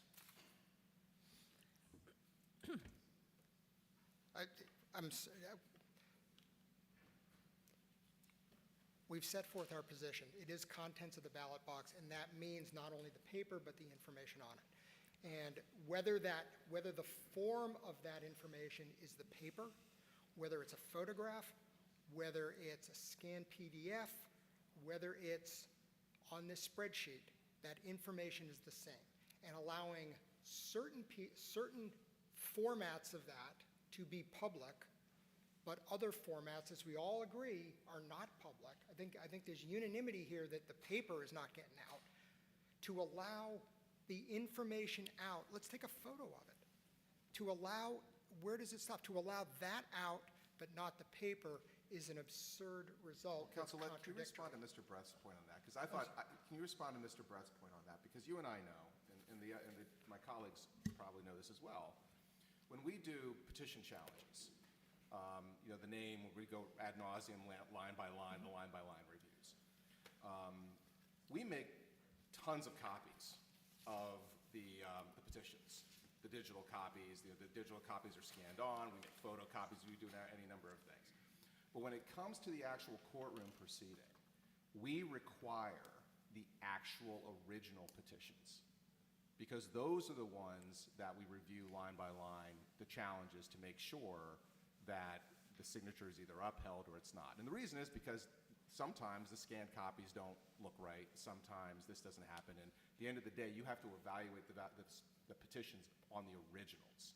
Mr. Brett's argument is that when the General Assembly in 1930 whatever said that ballots shall not be public or open for public inspection, they were preserving that original, that ballot, because if there is a challenge, that is in fact, like the petition signatures, the original petitions, the best evidence, and we don't want anybody coming in and manipulating them or ripping them up or throwing them away or anything like that. Why isn't that a fair construction of the statute? Because the words are broader than that. Contents is broader than that. Of is broader than that. Ballot box is broader than that. Voting machine is broader than that. And public disclosure is broader than that. Yes. Counsel, I'm sorry. Can I ask you Go ahead. just a follow-up question? Sure. And I asked your opposing counsel a similar question. The statute prevents disclosure of the content of ballot boxes. I mean, Yes. we're all in agreement on that. I think so. Okay, so why do we have to get into questions of secrecy, constitutional issues, or anything of that nature? I mean, if you look at the physical ballots in the ballot box, you can't sync one of those ballots with the person who cast it, correct? It just drops into the ballot Correct. box, the physical. So that's why I'm just a little bit confused by this discussion of, well, if you can't match this with that, it does it, therefore it's not an issue of disclosing these digital, reports of what's in the ballot. It doesn't matter. I mean, what matters is whether or not the content of the ballot box is contained on the CVR report. Is it the content of the ballot box? Yes, we believe it is. It doesn't matter if you could sync it with who actually cast the vote or anything of that nature. Yeah, It's just truly a question of whether or not what is reported out on that CVR reflects the content of the ballot boxes. Yes, and I would agree with you, and this really is statutory construction. I was only alluding to that Well, if there everybody is alludes concern. to it. But you're right, it is our position that it is. And I would note that the trial court, who made the findings of fact, found as a fact that the CVR is the digital equivalent of the ballot. That's a finding. That's a finding of fact that is in this case. If it's the digital equivalent, how do you protect one but not another? All right, Mr. Joel, I think we understand. Are there Okay. any other Can questions? I ask one Sure, question? Because of course. nobody's really talked about it. Is an EVS a voting machine? And why is Judge Wallace not correct when she looks to the panoply of sections of the code that make a distinction between the EVS and voting machines? So I think she's incorrect for a number of reasons, and let me get at it this way. And that's really my friend's argument. They break it up into 4 sections, but it's really the argument. Look, they're using an EVS, therefore it can't be a voting machine, therefore this provision doesn't even apply. Really, that's where they're going. So I would note that voting machine is used throughout the election code in a myriad of places. Even in the EVS article, it's used, and I want to make sure I get the exact sites for you. There they are. Even in that article, 25 PS 3031.5, so this is the article dealing with EVSs, right? This is the article the General Assembly enacted to enable EVSs in the Commonwealth. 3031.5 talks about having a machine inspector. 3031.8, the heading of it is payment for the machines. And then it talks about EVSs. Point 12, votes cast are by depositing into the machine. Point 20, again, 3031.20. If something goes wrong with one of those components on Election Day, you can substitute another machine. Well, I don't think anybody, I don't think that's the point.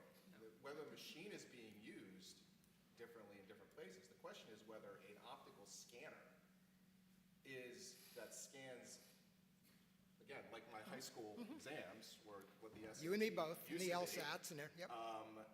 is a voting machine, or is it just a data reader? We believe that I will agree with you, it's a machine. It has a moving part in the sense that the scanner sucks something in, so it has some mechanical aspect to it. But not all machines are voting machines. All voting machines are machines, but not all machines are voting machines. Do you agree with that? I would agree that all EVSs are voting machines. There could be other voting machines that are not EVSs, is the way I would put it. And where I was going, if you look at point 22, the final point in that one is, this is an additional method of voting. That's what the section says. And quote, all positions of this act shall be in full force and effect unless inconsistent with this article. And our position is, look, the General Assembly didn't repeal or blue pencil out voting machine throughout the election code when it enacted this. I mean, their position is, look, you have EVSs, therefore you can't have voting machines are prohibited now moving forward. They didn't strike all that out.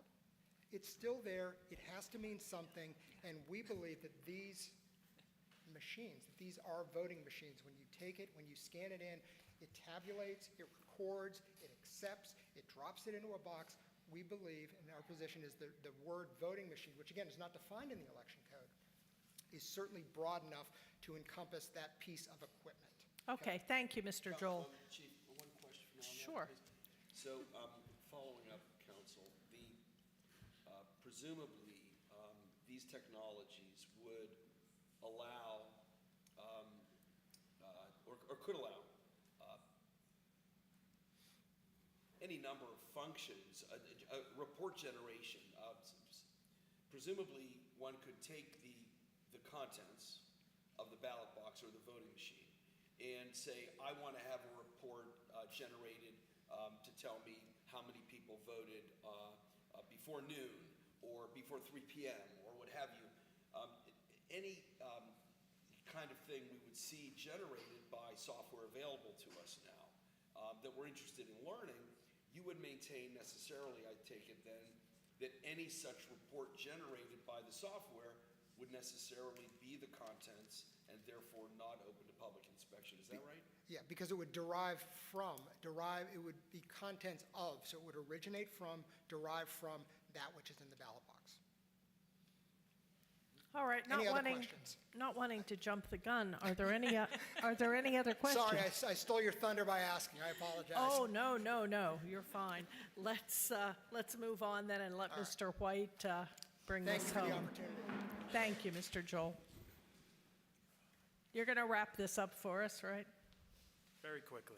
No, hope. there's no hurry. We have all day. May it please the Court, Chief Justice Todd, Honorable Justice of the Supreme Court, my name is Austin White. I'm representing Lycoming County Office of Voter Services. Really, I just wanted to touch on one issue very briefly, that we've had a lot of talking about information and what's information and how's that, as far as what's in the ballot box. Being someone who practices quite a bit of right-to-know law as opposed to election code work, we're always looking at, well, what's a record, what's a public record, and as the Court has noted it quite a few times today, the right-to-know law defers to the election code or defers to other statutes or as far as whether or not something's exempt.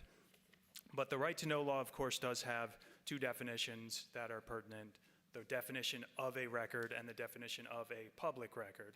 And I think that those two, to myself at least, we're always asking as practitioners, that's what we're looking at. Is it a public record? Is it a record? And so under the right-to-know law, the record is defined as information, regardless of physical form or characteristics, that documents a transaction activity and includes information stored or maintained electronically, data processed, or image processed. And then a public record is a record that, for here, is not exempt from public disclosure under the right-to-know law or any other federal or state law. So with those two definitions, I think that that's sort of an interplay between these two laws, in that we say, okay, well, we have information, which is the content, and I'm talking about the contents of the ballot box. We have the information, which is the record. We have the contents of the ballot box, which are the ballots. Well, wherever that information may be under the right-to-know law, it's the record. The information is the record. So the information may move from the ballots through the scanner and be outputted into a CVR, but it's still that information under the right-to-know law that's the record. And when we look at the election code to see whether or not it's public, the election code says the contents of the ballot box is not public. So, of course, obviously we've been talking about interpreting that and what that means. But if we were to consider sort of I'll say a thought experiment, if there was as part of the many exemptions in the Right to Know Law, Section 708, as the court's aware, there's many of them, there's 30 or so. If there was one of those exemptions was the contents of the ballot box or voting machines, what would the OR do for that?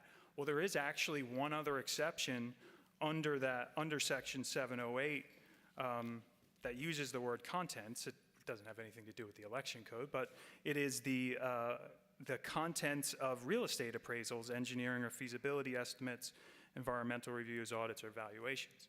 So, of course, we do run into that as practitioners on occasion. People That's ask. contents of documents. Exactly, but it's And the election code says content of the ballot box. It doesn't say content of the ballots. correct.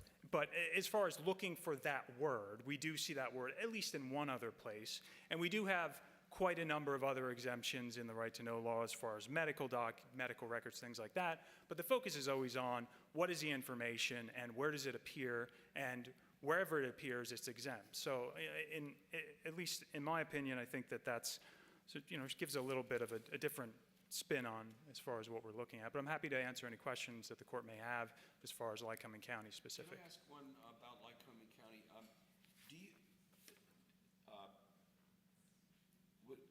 Can the court assume that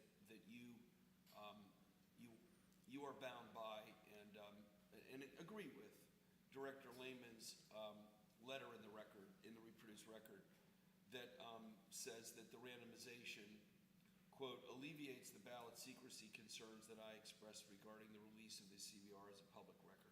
Yes.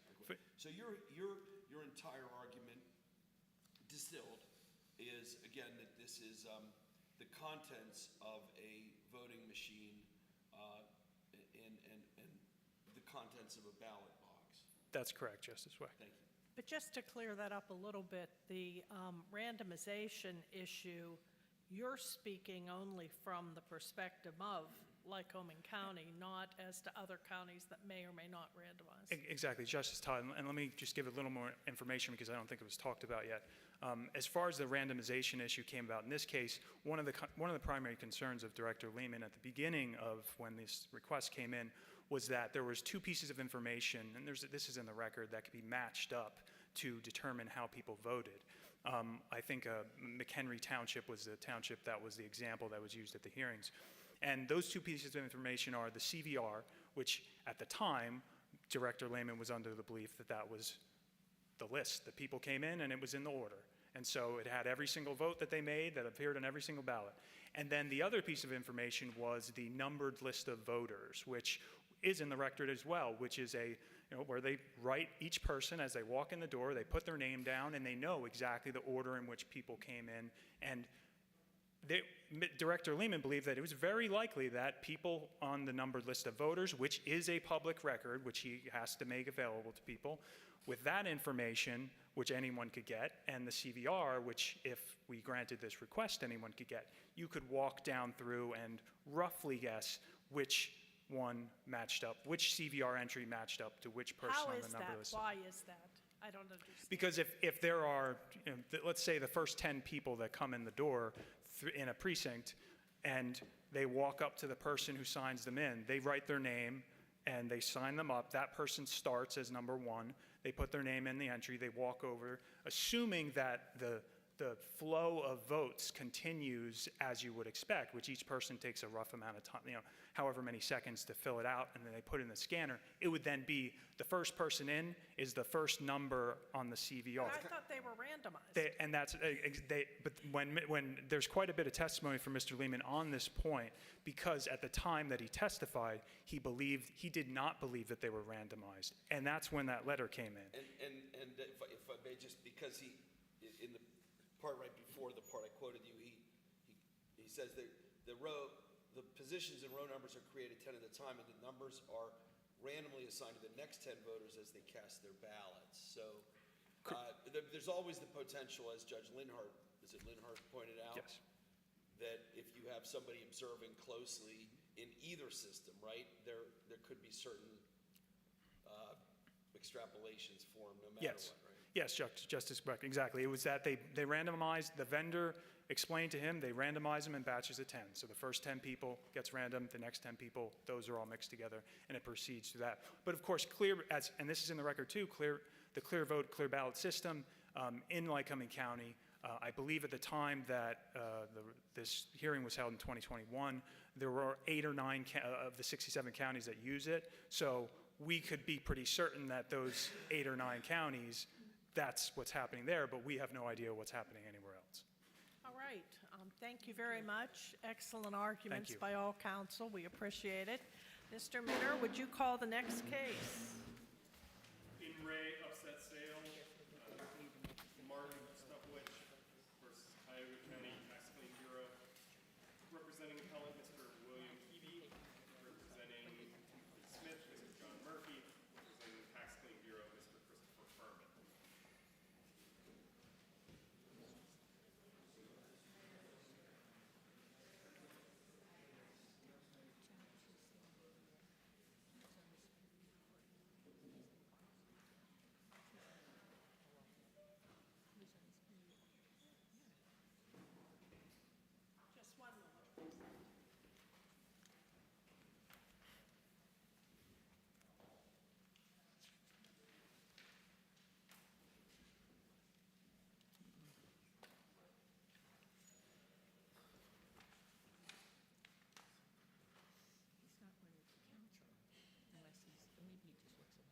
Just one moment, please.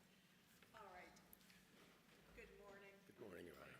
In this appeal by allowance, we must determine whether an upset tax sale conducted pursuant to the real estate tax sale law was improper because the sale price obtained for the appellant's property represented approximately 18% of the property's fair market value.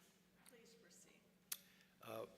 May it please the Court, Madam Chief Justice and Associate Justices of the Pennsylvania Supreme Court, and Mr. Murphy and Mr. Furman. My name is Bill Hebe, and I represent the petitioner appellant, in this case, Martin Ostapowicz. As the Chief Justice indicated, in the order granting the petition for allowance of appeal, we were all directed to address ourselves to what I call the Swift case, and I'll do that. Just very briefly about the Swift case, because there are some material facts that exist in that case that are distinct from the Ostapowicz case. In that case, a bank had a mortgage on a small piece of property in Lancaster. The bank was apparently dealing with the Redevelopment Authority of Lancaster to acquire the property.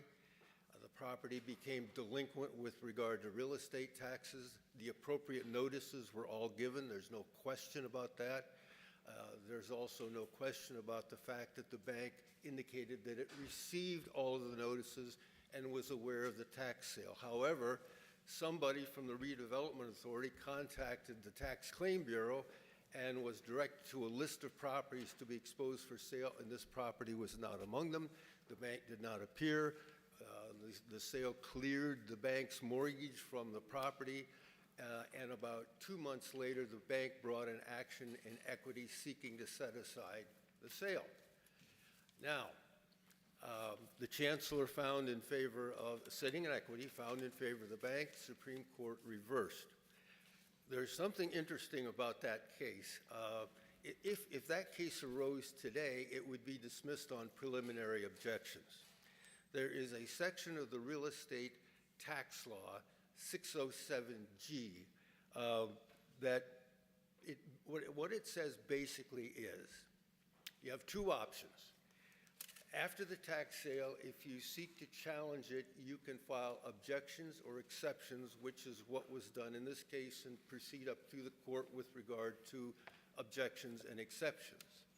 Or there is the possibility of an action in equity or at law challenging notice only. So what the section says is that after a sale is confirmed, there shall not be any further proceeding with regard to the sale, and the language is shall not thereafter be inquired into judicially in equity or by civil proceedings except with respect to the giving of notice. So when the legislature says thereafter, no equity actions, that suggests to me that in the context of the objections and exceptions, there is equitable jurisdiction. Now, I've been with this case now for 4 years or so. No, I guess I should apologize since I keep losing. But in any event, there have been stacks of briefs and reproduced records and research. SWIFT is the only case that suggests there is any question about equitable jurisdiction in the context of a tax or sheriff sale. The only case. And it was not mentioned in this case until your honorable court suggested that we ought to talk about it. So I think that's, to one extent, you may think, well, it's kind of an odd situation. But the decision itself is split. There is an opinion authored by Justice Roberts, joined in only by one other justice. There are 2 dissents, vigorous dissents.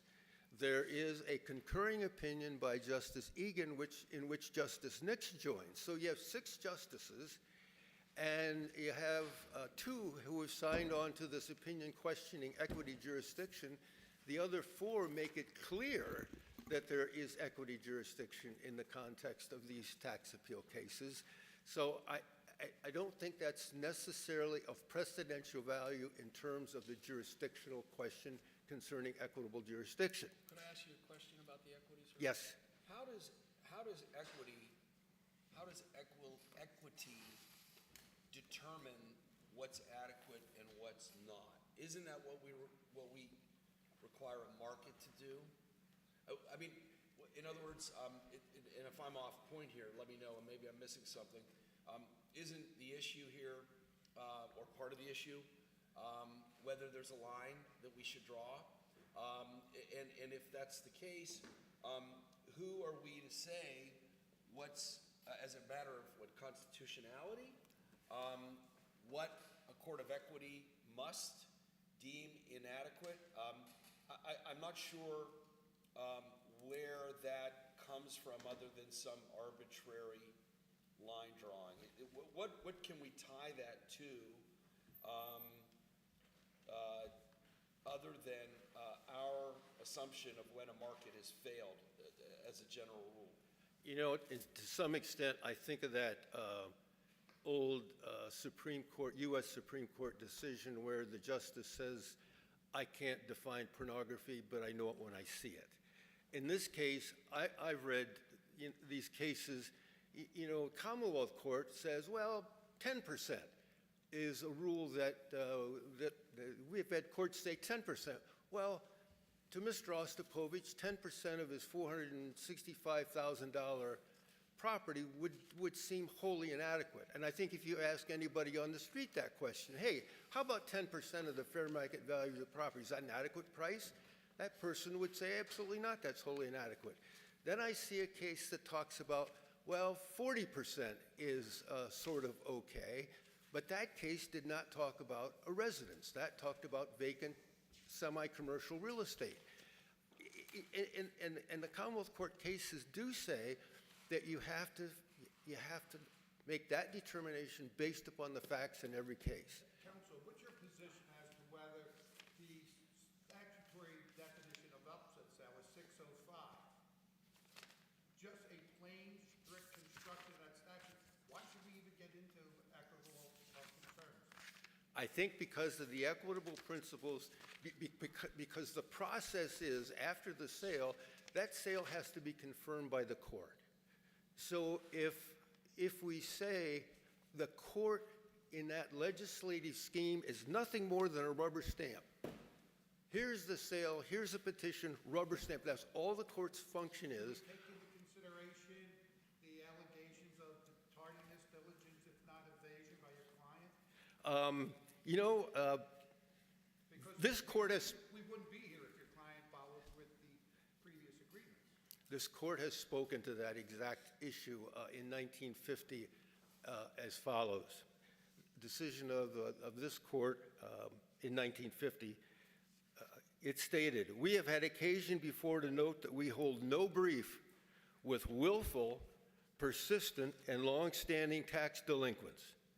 But at the same time, we have also observed that the strict provisions of the real estate tax law were never meant to punish taxpayers who omitted through oversight or error to pay their taxes. So As this, so it's your position your client erred as opposed to avoided or reneged or didn't show up or didn't file an agreement? he made a If we're mistake. looking at the equitableness, we're not supposed to consider that? He made a mistake. He made a mistake, Your Honor. What record is there of that? His own testimony. Which the trial court said was not credible. Well, what is undisputed is that the day of the tax sale, Mr. Ostapowicz found out about the sale from a telephone call from a realtor friend of his who had attended the sale. And the testimony of his coworker who was in his landscaping truck with him at the time was that Mr. Ostapowicz was panicked. Not that he was panicked, that he immediately went to his home and acquired the funds to pay his taxes, went from there to the courthouse, and was told he was 2 hours late. But again, maybe that isn't disputed, but maybe he was panicked because the game he had been playing, he failed to play it the way he'd been playing. He missed something. Yeah, but the something he was missed was part of the game that he was playing. In terms of the word game, I look at the list every year of the number of properties in Tioga County that are advertised for tax sale, and it's in the record in this case. Those are not evil people. They're not negligent people. They are a lot of hardworking people who have a difficult time paying their taxes on time. I'm not saying your client is evil. Don't get me wrong that your client is evil. But the point that the trial court seemed to be saying is, if you had presented to the trial court evidence that the trial court found credible that said, I'm on a fixed income. I didn't have the money. I couldn't pay my taxes. This is my family home. This is all I have. I can't need it. I need to be on a payment schedule. Please don't sell my house because of X, Y, and Z. But that's not what was presented. At least that's not what the trial court credibly said. The trial court said there's a history here of going to the deadline and reaching agreements and not making it. And the trial court basically said, I just don't believe that that this is a situation where your client is incapable of playing. I believe it's a situation where your client's refusing to play. Okay. So as this court said in 1950, we're not going to hold that against a taxpayer. But you're asking for equity. As in this case. Equity requires clean hands. Well, clean hands is a concept of doing something wrong, a wrongful or deliberate act. He deliberately didn't pay his taxes. And the trial court found him incredible. With regard to testimony concerning notice, yes, but there was no question about his testimony that this is all he had, that this is his lifetime earnings, that he's a 12-hour-a-day landscaper, 77 years of age. That's unquestioned. Now, the trial court did not deem him credible as far as testimony concerning personal service and some of those items. But the decision of this court would, in 1950, would say, we're talking about a forfeiture, which equity abhors a forfeiture. And if this isn't a forfeiture, I don't know what a forfeiture is. Okay, could we move on to the adequacy of the sale price? There's no question that the price was in excess of the upset sale price. It was. The upset price is the total of the taxes due and the fines, penalties, liens that go along with that. There's no question that the sale price was in excess of that, correct? It was. The tax due for 2019 was $2,200 some odd dollars, and then because of some 2020 or 2020 taxes and a small lien, it was about $7,000 was the upset. Okay, so the fact then that the sale price was approximately 18% of the market value is what you're alleging, what you're arguing is inadequate, and as a matter of equity, we should look at that. Could you elaborate on that argument? Yeah, I don't know how to elaborate on it other than to say any reasonable person, if asked, about fair market value. Hey, a $465,000 property, I've been offered $83,000 for it. Is that adequate? But, well, isn't that up to the people who appear pursuant to notice to bid on the property?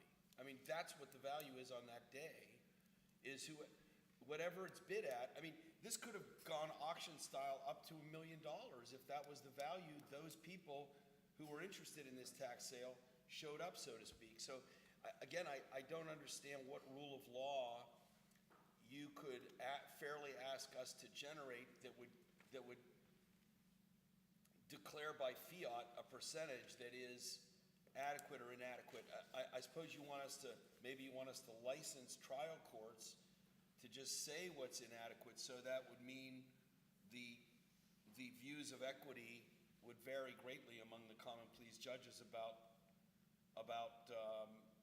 percentages of fair market value would be fine. You know, Justice, I've been in a lot of courts over the years, and I've heard a lot of arguments made to trial judges about, for example, reasonableness in the context of contract cases, or wholly inadequate in the context of this case, or, yeah, that's what judges do. What's a reasonable sentence under the circumstances? That's what trial judges do. But counsel, that's not what trial courts do with commercial transactions. They look at what a willing buyer on the date of the sale was willing to pay for the property. That was $83,000. That's why there's a presumption that that price is, in fact, the actual value of the property. Why is that incorrect? I speak to that issue of presumption in my brief. The presumption that the price bid at the tax sale is the highest available at the tax sale, having nothing to do with fair market value. But once that presumption is challenged by evidence of fair market value, it falls. That presumption no longer exists when the fair market value is shown, and it was shown in this case by a licensed certified appraisal. So, counsel, the primary issue here is whether gross inadequacy of the price alone is sufficient to set aside an upset sale. Yes. Since the test is created by the court, what would you suggest if we were to accept your argument? What standard should we have? How would you define our decision to make a gross inadequacy test? If I were a judge, and thank goodness I'm not, I'd probably be a terrible one. But just a suggestion that perhaps a court would begin by analyzing the individual and the property. What's going on here? What's the value of this property? Maybe you'd look at who appeared at the sale. Is this a sale where Tioga County 2 or 3 people show up and because of these newspaper ads to these sales? I represented the Tioga County Tax Claim Bureau for 25 years. I know something about these tax sales. But trying to get to your question, given all the circumstances in this case, and based upon one particular case I read, I would have to think if the bid were 50% of fair market value, that a court would be hard-pressed to set that aside. But when you start getting down to 20 to 18, boy. Counsel, I've been at multiple upset sales, at sheriff sales. When you're conducting the sheriff sale, or the person that's conducting the sheriff sale or the upset sale, you don't know the fair market value. All you know is the amount that's due, either on the mortgage that's foreclosed on or on the taxes that are due and owing. If you're presiding over a tax sale or an upset sale, you don't have the benefit of an appraisal. You don't have somebody coming in saying, we only owe $10,000 in taxes, but this is $1 million property. All you have are the people that are there willing to bid on the property, which establishes the market value. In this case, however, How would we direct the individuals who are conducting the sheriff sales or the upset sales to make that determination that you're talking about? For example, in this case, the Tioga County Assessment Office, which is part and parcel of the Tioga County Tax Claim Bureau, has in its possession the assessment records with regard to this property and a picture of the home, the acreage, and its own knowledge of the value of... What's the assessed value? Clean and green assessed value, $126,000 or $28,000. So if it would have sold for $126,000, would we be standing here? I don't know. Well, isn't I that the can't answer problem, because it counsel? didn't- I'm just being honest, Judge, Well, Your Honor. you brought up the assessed value, that's why I just said it. I mean, Yeah, well, I'm just trying to explain that they did have information concerning what this property consisted of and its value prior to the sale. But counsel, and what onus does that put on anyone? I mean. I'm sorry, Your Honor. What onus would that put on the auction, the conduct of the auction? I mean, everything that in the record on this case suggests that proper notice was given, the auction took place in an ordinary and reasonable fashion, and there was a result. I mean, there's nothing. I mean, we would be really writing anew what takes place in these circumstances. Well, If we this- were to suggest that someone has to take a look at the assessed value and get a fair market value in advance, it's just not what the statute requires. But I think the safety valve is the confirmation by the court. Because when it reaches that point, the homeowner must have filed objections or exceptions, so that issue has been brought to the attention of the trial court before the sale is confirmed. I'm not suggesting that the Tax Claim Bureau needs to go out and say, well, it's a fair market value and deal with all that, but certainly the trial court, when it gets to the point of confirming a sale, and it has the information as to fair market value in its possession, can say, we're just not going to confirm this one. Well, wait a minute, let me ask you if I can follow up, let me just understand your position. So hypothetically, the legislature could write a statute or amend the statute here and say such confirmation shall not occur if the sale was made at less than X percent of the last FMV. So, but we don't have that here. So you essentially are arguing then, I guess, for the court to declare that on some equity principle, the trial judges are empowered to interject their own reasonableness assessment of the market. And I guess my question is, absent a demonstrated market failure, so which would, I think, correspond to failure to comply with the statutory terms, or a demonstration that somebody was not allowed into the auction, or some other governmental restraint or fraud or whatever, absent some demonstrated market failure, why we're not bound to assess that that was what the market was going to pay that day for that property. I just don't know what how we can draw a line anywhere else here. But at that point, the trial court would have before it the exceptions and objections filed by the landowner. So the court, but if, for example, in this case, before this sale was approved, the trial court had our objections and exceptions with the appraisal, knowing the value. That's an adversarial process at that point. Factually, after the sale, the landowner must be notified of the fact of the sale and the bid amount. And that's what triggers then filing the objections and exceptions. You appear before the judge with those objections and exceptions, and if the judge says, holy cow, $465,000. Just one more thing on that, if I may. So in that circumstance, your client or people similarly situated, they have all the notice, the statute's been complied with, they have the opportunity to redeem, and they fail to redeem. You want the next step. You want them also to have the opportunity to make an equity plea to the judge. I don't have the money, but this just isn't fair. And that's, I think, your argument. If I'm right about that, what's the rule that you want us to declare that courts can use in this Commonwealth? Maybe if you're taking $2,000 of value from me, that's tough, that's life. But if you're taking $400,000, the embodiment of my life's work, property under the 5th and 14th Amendment to the United States Constitution, you're taking my property from me, then I think a court has to say, wait a minute, we can put everybody back to their status quo by either pay the tax or continue the sale to a later date, give the bidding person back his money, everybody's kind of left where they are, the taxes get paid. That's the purpose of this, is to pay taxes, Yeah, not but to take counsel, property. that's not your remedy under the statute. The only thing that would happen if you prevailed here is that there'd be another sale. The statute is clear. If the objections are sustained, the sale is invalidated, and the court orders another sale. Correct, yes. You Yeah. don't get to pay the taxes and walk on and say, oh, well, that's taken care of. Well, another sale, that gives the person the opportunity to pay the taxes. I mean, it's not a court order to pay the taxes, but it returns people to the status quo. And that's what Justice Pomeroy was saying in his dissent is, you know, given all of the equitable principles at play, abhorring of forfeiture, balancing equities.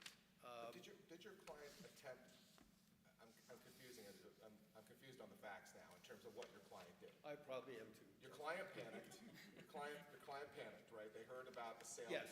the day of the sale they heard about The it. day of the sale. Your client then goes in and tries to redeem? Tries to pay his taxes. He went in with the money to pay his Is taxes. that a redemption? No, redemption is a term of art. It used to be the case that after a tax sale, you had a period of time to go in and still redeem. Right. But they eliminated that redemption and substituted personal service.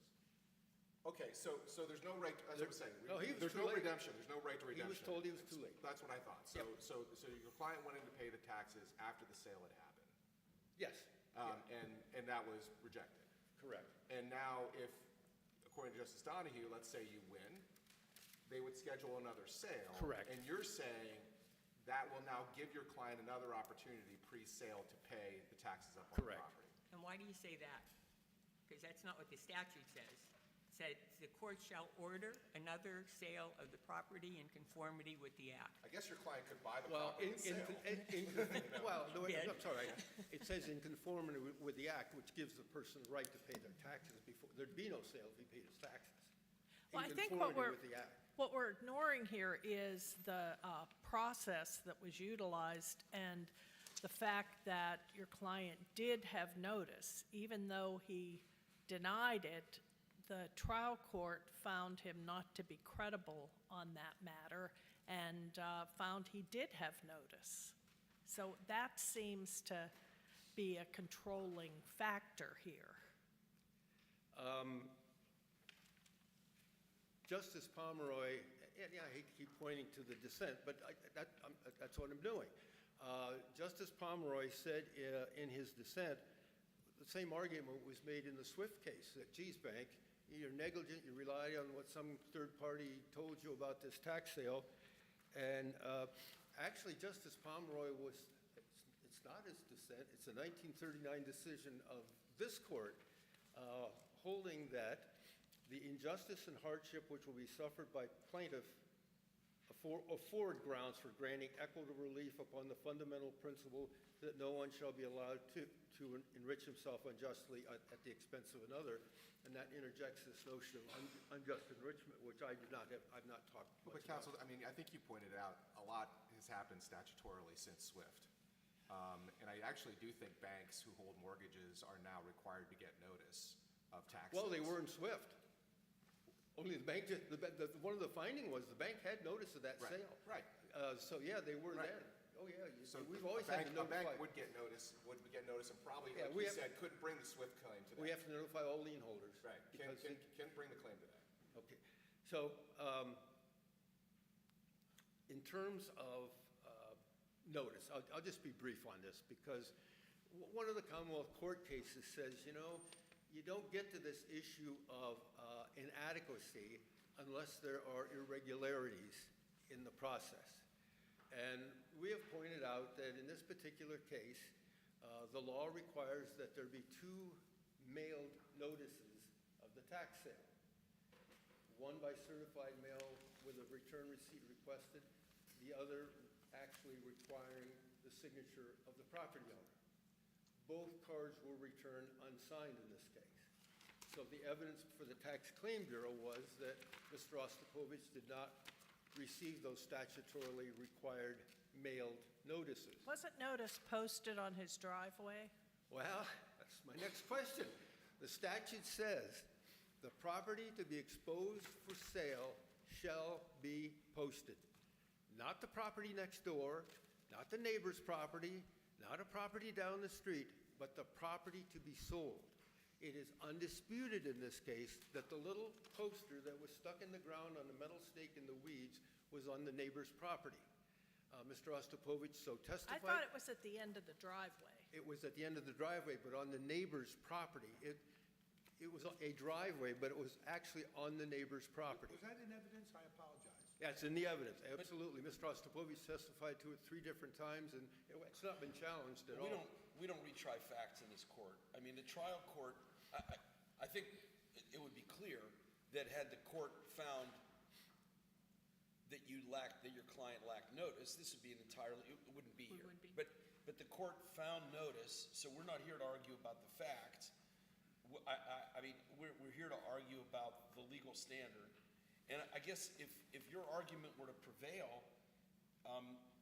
then by hypothesis, we would be upending the law that applies to car auctions, or, I mean, there'd be no principled distinction, would there? If my car is repossessed and it goes to auction, and I have notice, I have notice of auction, I can go buy it out of repo, right?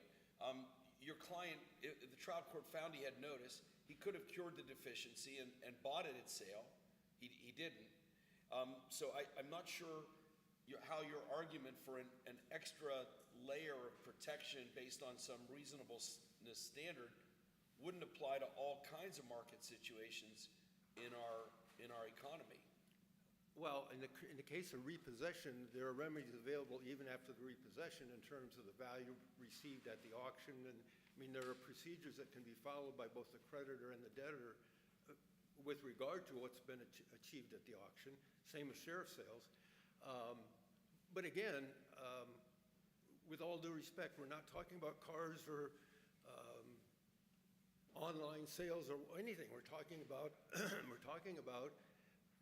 constitutionally protected equity and property. But sir, following that theory, what is the remedy that you're requesting? That we reverse and remand? That you reverse and set the sale aside.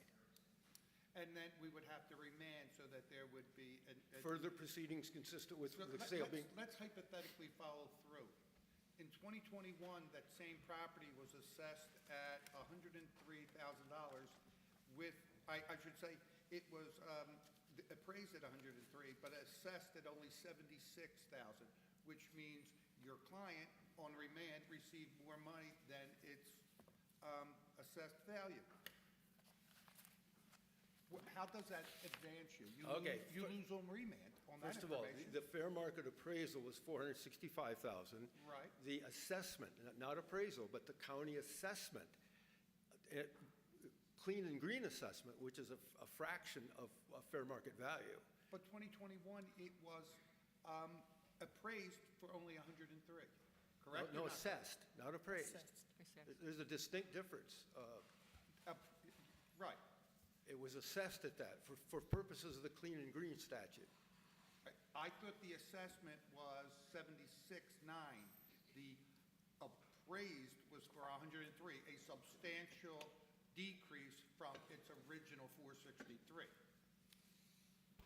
That's what I gathered from my record. You're reading your record. And I'm just asking you, because I'm thinking it was worth more in the beginning, but by 2021, that property was only appraised for $103,000, and yet the assessed value was $76,930, which was less than the price obtained at the sale.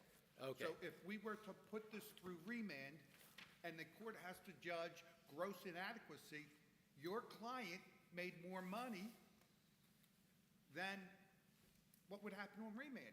Your client loses. No, the client would make more money than what the property is assessed for, not appraised. Assessment has almost nothing to do with fair market value. This is an upset sale. I'm just trying to follow through your logic as to the remedy that you could get from us is we'll reverse it and remand it. Correct. Tell me if, based upon that 2021 assessed and appraised values, which is substantially less than what it was initially appraised for, proves that it's not How do you argue gross inadequacy if on remand a judge finds that to be credible and says, hey?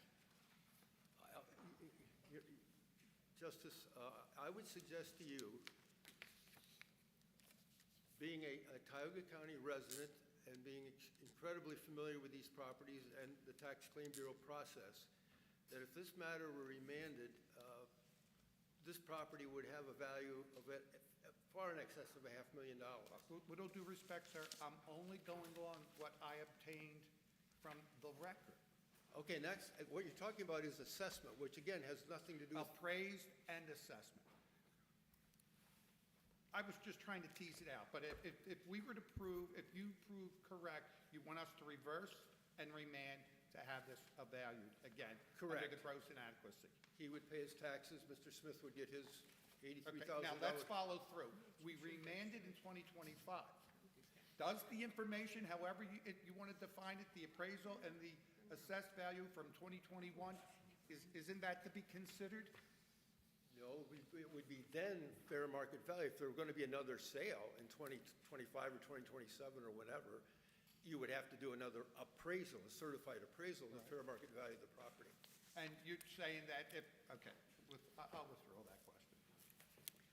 Okay, I think we understand your argument, Mr. Hebe. Does anyone have, oh, yes, we do have another question. Yes. Sorry, Chief. No worries. I'm going to talk not about gross inadequacy, but one of the argument, you raised an argument about notice that piqued my interest. You claimed that the property posting was not posted on the property. Correct. Okay, so I just pulled up the opinion of the trial court's findings of facts, and the trial court only finds that the property was posted, and looks to Joint Exhibit 10, which I also have up. Unfortunately, I don't have a color copy. It's not that great. So I guess my question is, did your client file an objection to the sale because the property was not posted? Yes. Meaning the property was not posted? Yes, when we filed our objections and exceptions, we filed a broad statement that the provisions of the statute with regard to notice were not complied with. I understand. When you went to the trial court and you had the hearing, Yep. did you say, that's not my property that's posted in these photos? Over and over again. Okay, and As you're a matter saying of that fact, I spoke with Mr. Furman about engaging a surveyor to confirm that fact, and because my understanding of the law is strict compliance with the notice requirements, and posting is particularly important. Yes. Results in the side of a sale. So Yes. what happened, because the trial court didn't make any, that's not a credibility issue, I was is it? asked earlier about the fact that this court is not a fact-finding court, especially when a fact is found, as the trial court did in this case, that the property was posted. Those facts are only to be affirmed if they're based upon some credible evidence. There is no evidence in this record That this that property was was posted. Thank you. None. Thank And you. this law is that even if you have personal service, if there's invalid posting, the sale's invalid. Well, and the reason for that is because people who see an advertisement for a tax sale are driving by the property to see which property is posted for tax sale. Right, people show up and bid. Right, well, not just that, but they'll drive by, they'll look for the sign, oh, this is the property that is listed. This is the one I'm going to be bidding on. Hey, Okay. thank you so much for your attention. Okay, I thank appreciate you, sir. Was there another question? Okay, thank you so much. Please proceed. The Honorable and distinguished judges of the Supreme Court of Pennsylvania. I'm John Murphy, representing the appellee, the buyer of the property, Timothy A. Smith. I'm going to give you a short analysis of our position. He got a really good deal, right? We've agreed with Attorney Furman to divide up the argument. I'm going to be taking the part with regard to inadequacy of consideration. Attorney Chris Furman, on behalf of the Tioga County Tax Claim Bureau, is going to be taking the argument with regard to notice. The tax sale took place September 24th, 2021, at the Tioga County Courthouse. My client, Timothy A. Smith, attended, and the sale took place in the normal course of business. There was no irregularities.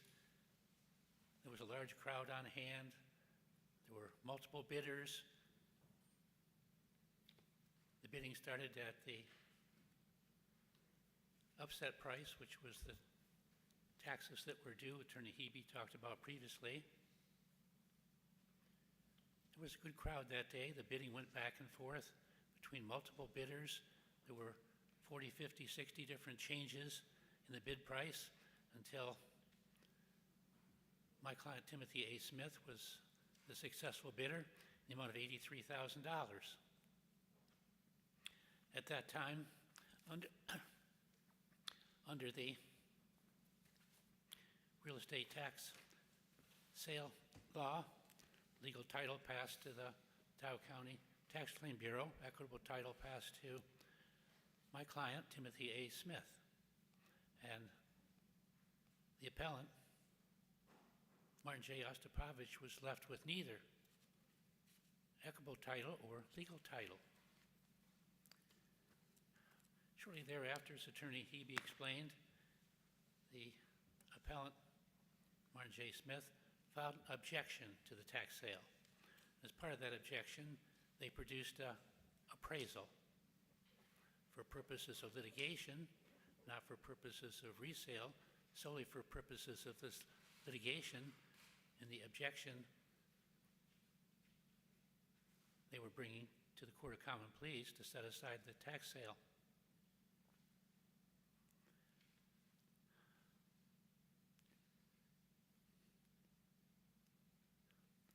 We have an analysis I'd like to present to the court about this tax sale. The appellant argues that the fair market value should be taken as $465,000. He ignores the fact that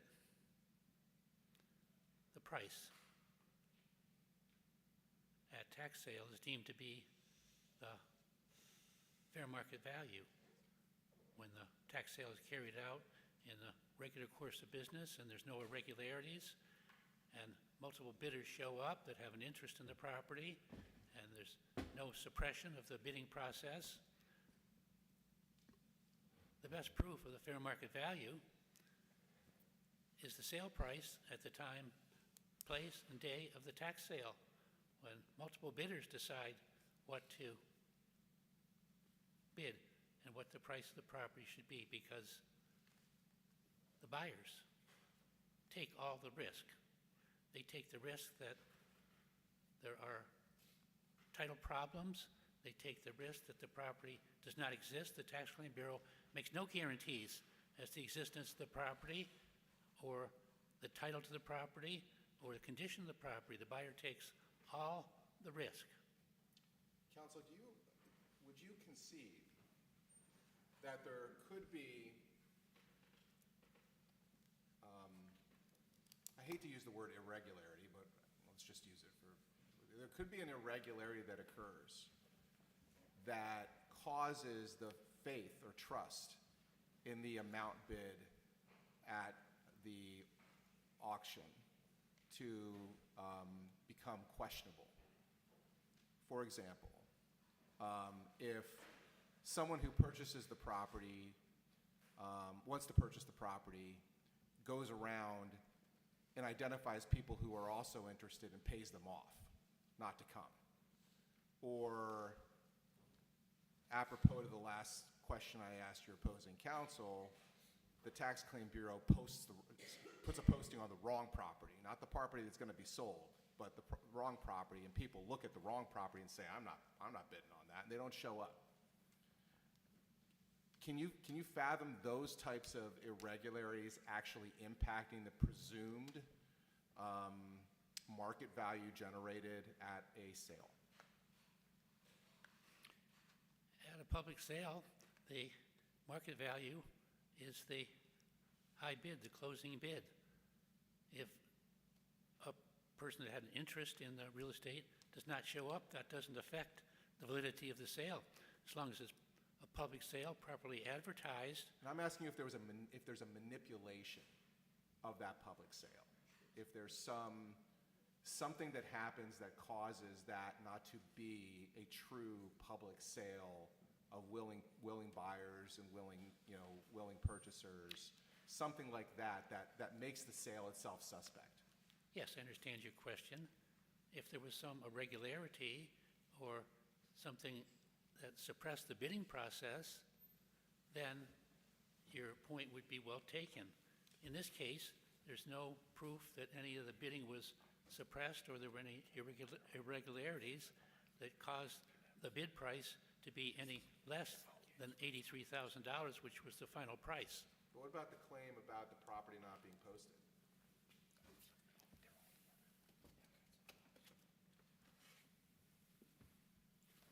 Yes, Your Honor. What about it? I mean, the claim is that the neighboring property was posted, that this posting sign did not appear on this property that was posted for sale. Attorney Furman will handle all the questions with regard to notice. Okay, but you don't have a position. I defer to Attorney Furman. We've divvied up the argument between the inadequacy of price issue that the appellant is raising and the notice issue that's going to be handled by Let me ask the question a different Chris way. Furman. Let me ask you a question a different way. Would you agree that if the actual property up for sale is not posted, but a property adjacent is posted, that potential buyers might be impacted by that? Look at one and say, yeah, I'm not buying that, instead of the one that's actually up for sale. That's a possibility, but in this case, the trial court determined that the property was properly posted in June of 2021, 3 months before the September tax sale. So, Counselor, can you share with us, what is it that you want us to do? I know that, but I want to hear. Sorry, I couldn't hear that, Your Honor. You shared with us the facts, but I would like you to put on the record is tell us what you want us to do for you. Do you believe it should just be an affirmation and move on?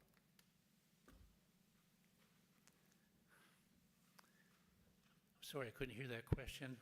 Are you asking us to just affirm the Superior Court decision? Commonwealth Court decision, excuse me. Is that the remedy you're asking for, just an across-the-board affirmance? Yes, Attorney Furman will handle that. I'm just going to talk about the price.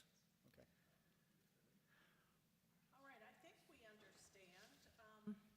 Are there any other questions? Yeah, I do, because I'm Okay. confused. What is your position with regard to the price? I don't believe you shared with us.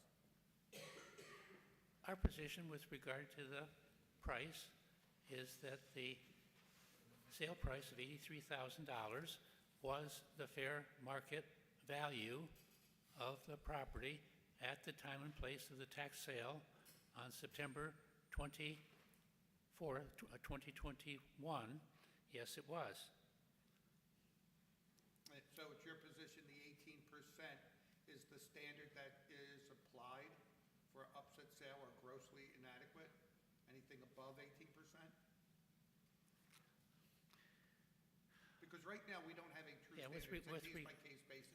I'm inquiring if that's what you're requesting, a continuation of a case-by-case basis as the Hand case or one of the other cases indicated? Or are you asking for us to establish a strict construction of 605?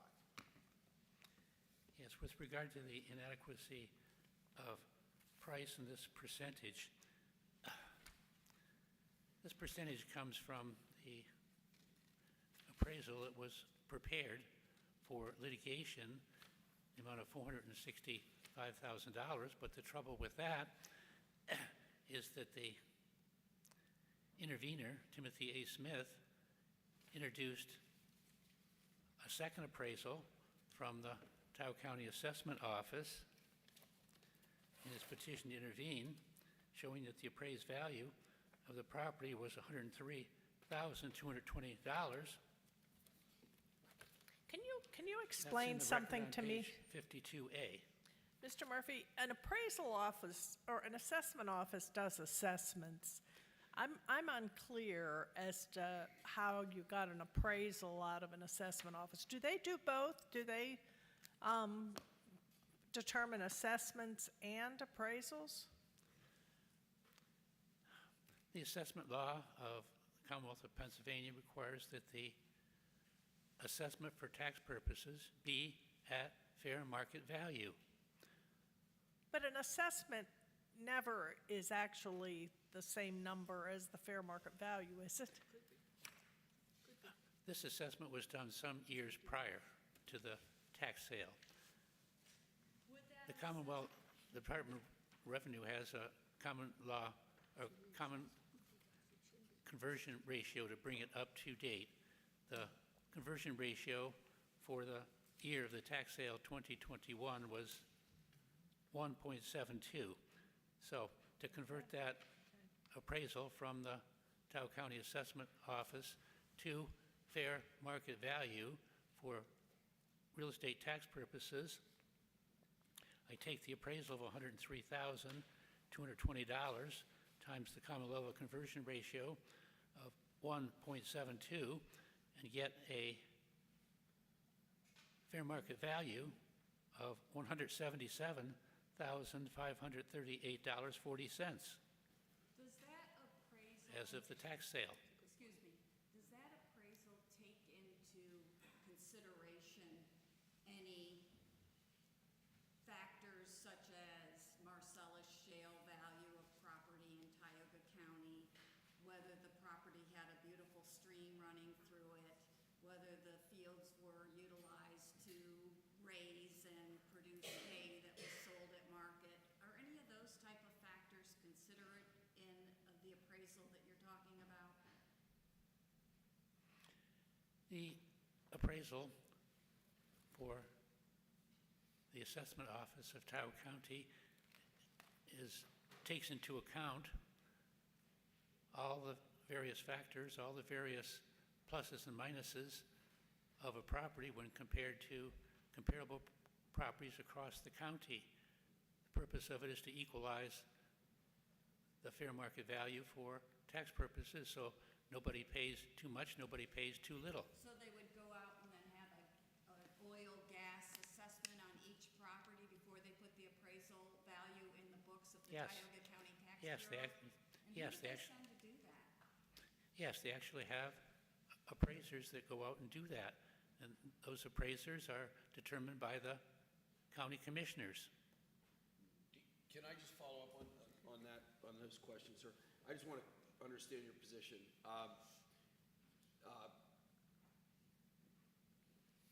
Regardless of what the county authorities projected the value is or was or would be, is it your position that the fair market value is whatever the highest willing buyer was willing to pay on that day of the sale? Yes, And presumably, the next day or the day before, a different buyer might have walked in and might have been the highest bidder at a higher or lower number, right? that's right. And It's so as of there's as no of- fixed percentage that we could declare under those circumstances because the fair market value was the highest bid on the day of sale. Yes. Is that right? Yes. Okay. All right, thank you very much, Mr. Murphy. Let's hear from Mr. Furman.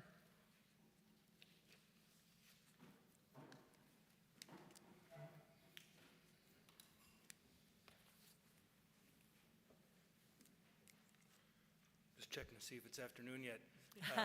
I think it is. Chief Justice and Honorable Justices of the Court, may it please the Court, my name is Chris Furman. I represent the Tioga County Tax Claim Bureau. What I'd like to do is address at least one of the outstanding questions that was deferred to me first. Sure, which could you has to bring the do- microphone up a little bit? Oh, sure. You're kind of tall. Thank you. Regarding the issue of the posting, and this is the only reason I'm bringing this up here is to quote this part. The posting on the property. Well, first of all, the trial court already determined that all the posting was proper. All the notice requirements were met. It made a specific credibility determination regarding the posting? No, not a credibility determination regarding the posting. It just made a determination that all of the notice requirements were met. With, It made a general finding that the property was posted. And then it cited Joint Exhibit 10. Justice Brobson, the issue of whether the property itself is posted is not the requirement under the law. The Retzel says the property has to be posted, but the Commonwealth Court has said that the law is, and this is what I brought this up for. I never listened to Thomas. It does, Section 602E3 does not mean that the method of posting must be reasonable. It means that the method of posting must be reasonable and likely to inform the taxpayer of an intended real property sale, not that the posting was specifically on the property subject to sale. And that was in In-Rate Tax Sale of 2003, Upset 860, A2D, 1184, Commonwealth Court, 2004. So you're saying well, Well, I guess I'm going to go back and look at that case, and I think what I'm going to find is that posting the property, that the property was such that by posting it, it wouldn't have given the notice to the property owner. So they had to post it in a way that the property owner would see it, which required them to post it on somebody else's property. Which is actually what the circumstance is in this case, which is what the poster, Evelyn Laughlin, testified to in her deposition. Mr. Ostapowicz's property, his home is not visible from the road. He has a very long driveway. Driveway comes out and hits the road. So Ms. Laughlin has to put this notice in a place that's going to be visible and noticeable by the public, that you can see it. It's supposed to be conspicuous. At the end of the driveway, where Mr. Ostapowicz testified and confirmed that, yes, this is where you enter my property. I turn left, I go in there, and this is how you get in. There are no other houses around. There's only one driveway. She put the posting on the corner of the driveway. That is, and it was conspicuous. It was visible to the public. Anybody driving by that property.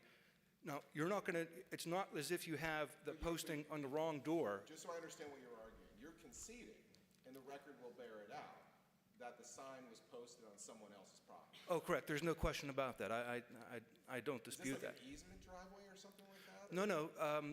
Flagpole lot or something? The property line and the driveway are just right next to each other. Okay. So when you turn in and you go up the driveway, the neighbor's property is right next door. But it's not a situation where you have the wrong house posted. It's not like you have 802 posted instead of 804 next door to each other. You have the driveway of the entrance to the house that is being put for sale. That's what the posting is. Since it was on somebody else's property, I suppose they could have been posting that person's property. Well, the thing is, if you see a posting and there's no house and you want to know what property is, you have to go up and look at it. Wait, you can't to see what it is. post vacant land? You can post vacant land, sell sure. vacant land. Yeah, but in this case, Mr. Ostapowicz's property was for sale. So you had to post it in some place that was conspicuous. Conspicuous was at the end of the driveway. And the Commonwealth Court's already said it doesn't have to be on the property itself. It just has to be conspicuous. I'm just trying to tease this out because it was something that he said that I found very interesting. Mm-hmm. And I'll look at the Commonwealth Court case that you said, because you agree that it was your obligation to prove strict compliance posting. Agreed, Okay. and I did. Okay. My simple question is, from a sale perspective, what told someone driving by that driveway that what is being posted is the house up the driveway and not the actual property where the sign is posted at? Well, Justice, there's no line, there's no property line. So somebody driving by that sees the posting at the end of the driveway, why would you think that it wouldn't be the house that's at the end of the driveway? Why would you think it would be? Because it's at the end of the driveway. Is there a driveway to the neighbor's house? No. It's And how does the neighbor get to his property or her property? Well, these are big pieces of land. Mr. Ostapowicz's piece is 52 acres. So his driveway comes down somewhere in the middle of his lot. It's not, these aren't houses next door to each other. This isn't like I'm going to pull into the neighbor. Do they have to drive up the same driveway to get to their respective plots? No. It's vacant land. Is it I vacant land? don't know if it's vacant land. I've never seen anything. It could be vacant land. I don't know if there's a house on that piece of Does the notice property. say what's for sale? Yes, So the notice identifies the property in terms of deed, plot? Correct. land? Okay, so that's the best answer. yes. Yes, which is like I said, That's the best answer. to the which is like I said, if you see the posting and there's no Well, I don't house, think seeing you have to the go up and posting look is at it. enough. You would have to look at the posting and see, okay, Correct. what particular tax parcel number is being sold? Correct. What did the posting Well, Tried to ask that there question is 10 a minutes ago. copy of it in the record.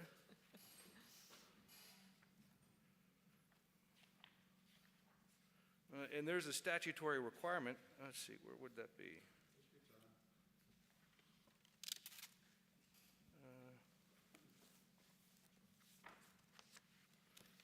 There's an index here, so I should just go to that.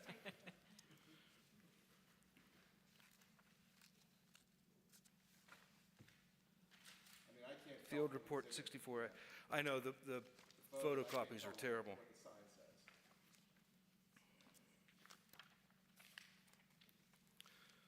says.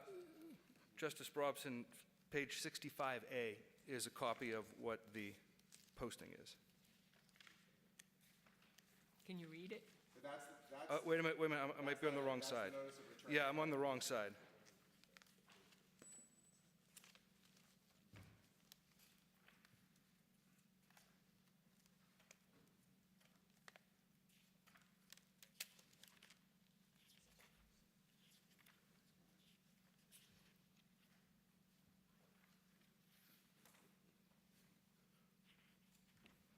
Well, it might, there is a copy of the actual reproduction of what is posted in the record. Is it 87A? Let me see that. 87 and 88. Okay. Yes. So there are two. One is bright orange and one is bright green, which you can't see on those terrible black and white photographs. But 87A looks like the posting. and there are two. I don't have the record in front of me. Could you Sure. read it to me? It looks like this. Just read But the it pertinent says- parts that tell me what is for sale. Tioga County Tax Claim Bureau, and then in big, bold, 40-point letters, notice of public tax sale. To all owners of property described in this notice and all persons having tax liens and judgments or municipal claims against said properties, notice is hereby given that the Tax Claim Bureau in and for the County of Tioga, under and by the authority of the provisions of the Act of 1947, Public Law 1368, etc., known as the Real Estate Tax Sale Law, as amended, that the said bureau will expose at public sale in the main courtowroom. I don't know if you need all Yeah, that. You what just I'm want to know that looking it gets for to the is the property. description of the And it property. says, addressed to Ostapowicz, Martin J., 210 Plank Road, delinquent tax year 2019 and prior years, which it was 2018 and 2019. I think Mr. Hebe said 2020 earlier, but it's 2018 and 2019. Parcel number 25/03.00/013A/000. And the address. You had Location, the address prior to that's that. next. Yeah. Location, 210 Plank Road, acres, 52.77. And then there's a description, which is drawing, dwelling, detached garage, and outbuildings. And then it has deed book volume,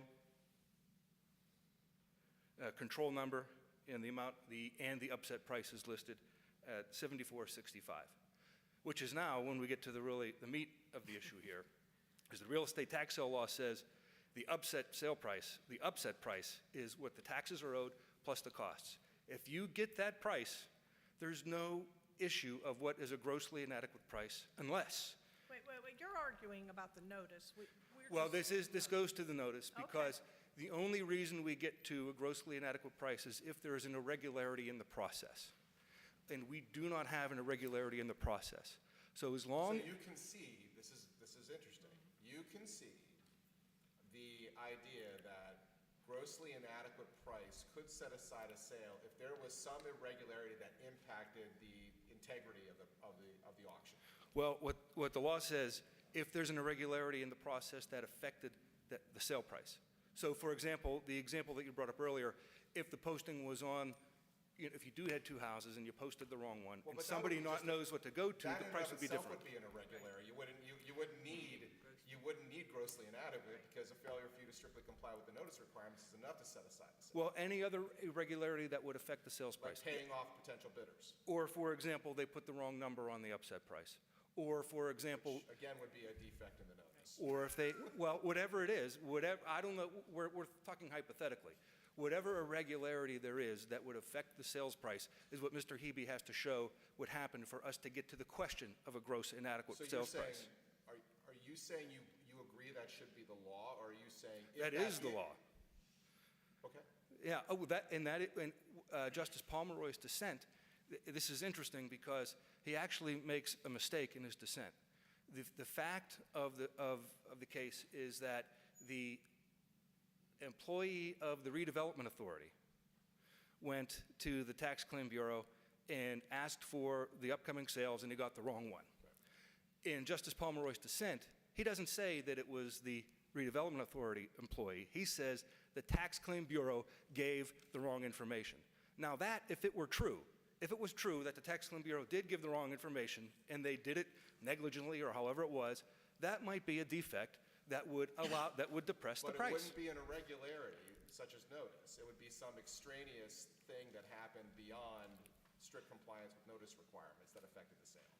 I agree, but what's interesting is his dissent. If that had said correctly, or if it had accurately stated that the Redevelopment Authority employee gave the wrong price, I don't think we're even having this discussion. I don't think that he had to say that in his dissent to have the dissent. He had to say that to have the irregularity to get past what the Retzel says. The Retzel says your upset price is your price. All the 67 tax claim bureaus in this state, that's what they operate on. It's been going on for decades. If we now suddenly say, hey guys, you know what? You have to get a certain value or these are done, we're upsetting decades, I don't know how long they've been doing it, at least decades, of how these tax claim bureaus have been doing it. How are they going to do it? How are they going to go out and come in? You're going to come in and say, here's the upset sale price. You guys need to pay us what the taxes are. Oh, and by the way, if we don't get this certain magic number, we're not going to sell it to you. No, the tax sale law says. And the taxes won't get paid. And the taxes won't get paid, right. Which is the point of The this tax whole sale law thing. says if you don't get the upset sale price, it doesn't get sold. And then next you can petition to go to a judicial sale and sell it free and Okay, clear of we were liens. told you were going to argue about notice, and you're Yes. telling us that the notice was sufficient? There were no irregularities in the posted notice? Correct. And regarding the mailed notices, and Mr. Hebe's arguing. They were returned, right? They were returned. Yes. So the Retzel requires you to send certified return receipt requested mail. The Retzel also contemplates, did I say that right? I feel like I misspoke. that's right. But the Retzel also contemplates that it's not going to be signed for and returned. And in that instance, the statute tells us what to do. And what it says is you send it first-class mail with a proof of mailing, which is what we did. So we did step one. We sent it certified mail, return receipt requested. It came back unsigned. We did what the statute told us to do next, which is send first-class mail with proof of mailing. We also have to personally serve because it is an owner-occupied property. We had Palmetto Posting go and serve him. She tried 3 times. The testimony is in the record. We deposed her for use at trial, and the court determined that that was a credible, that witness was credible and that he was served. We also have the posting, which, as we've discussed, those are the four requirements that we have to do under the Retzel for notice. And just because it was on the other side of the property line doesn't make that a defective notice. And the testimony was that was at a location, the posting was at a location that was conspicuous and obvious to the public at large and the owner. If they'd posted the home, no one would have seen it. Because That's the correct, home Your Honor. itself was at the end of a driveway that no one would ever see if they were driving past. That's correct. And that is what Ms. Laughlin's testimony was, why she decided to put it there, because she had to put it somewhere conspicuous to the public. All right, any other questions? Thank you all very much. you. We'll take it under Thank you, advisement. Justices. Yeah, for sure.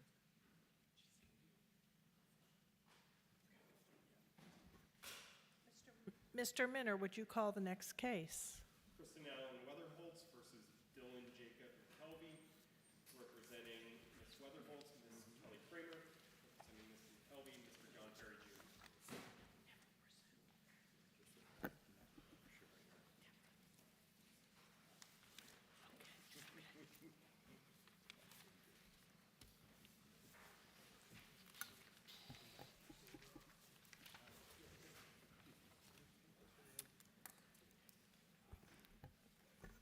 Good afternoon.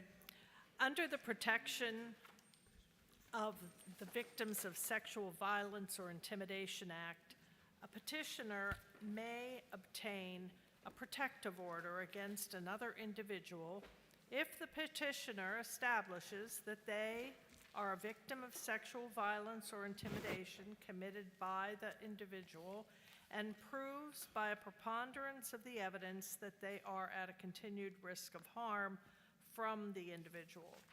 We grant an allowance of appeal to determine whether the 6-year statute of limitations to file a petition to obtain a protective order under the Act begins to run from the date of the sexual violence or intimidation, or whether the statute of limitations is calculated from the date on which the individual exhibited a continued risk of harm to the petitioner.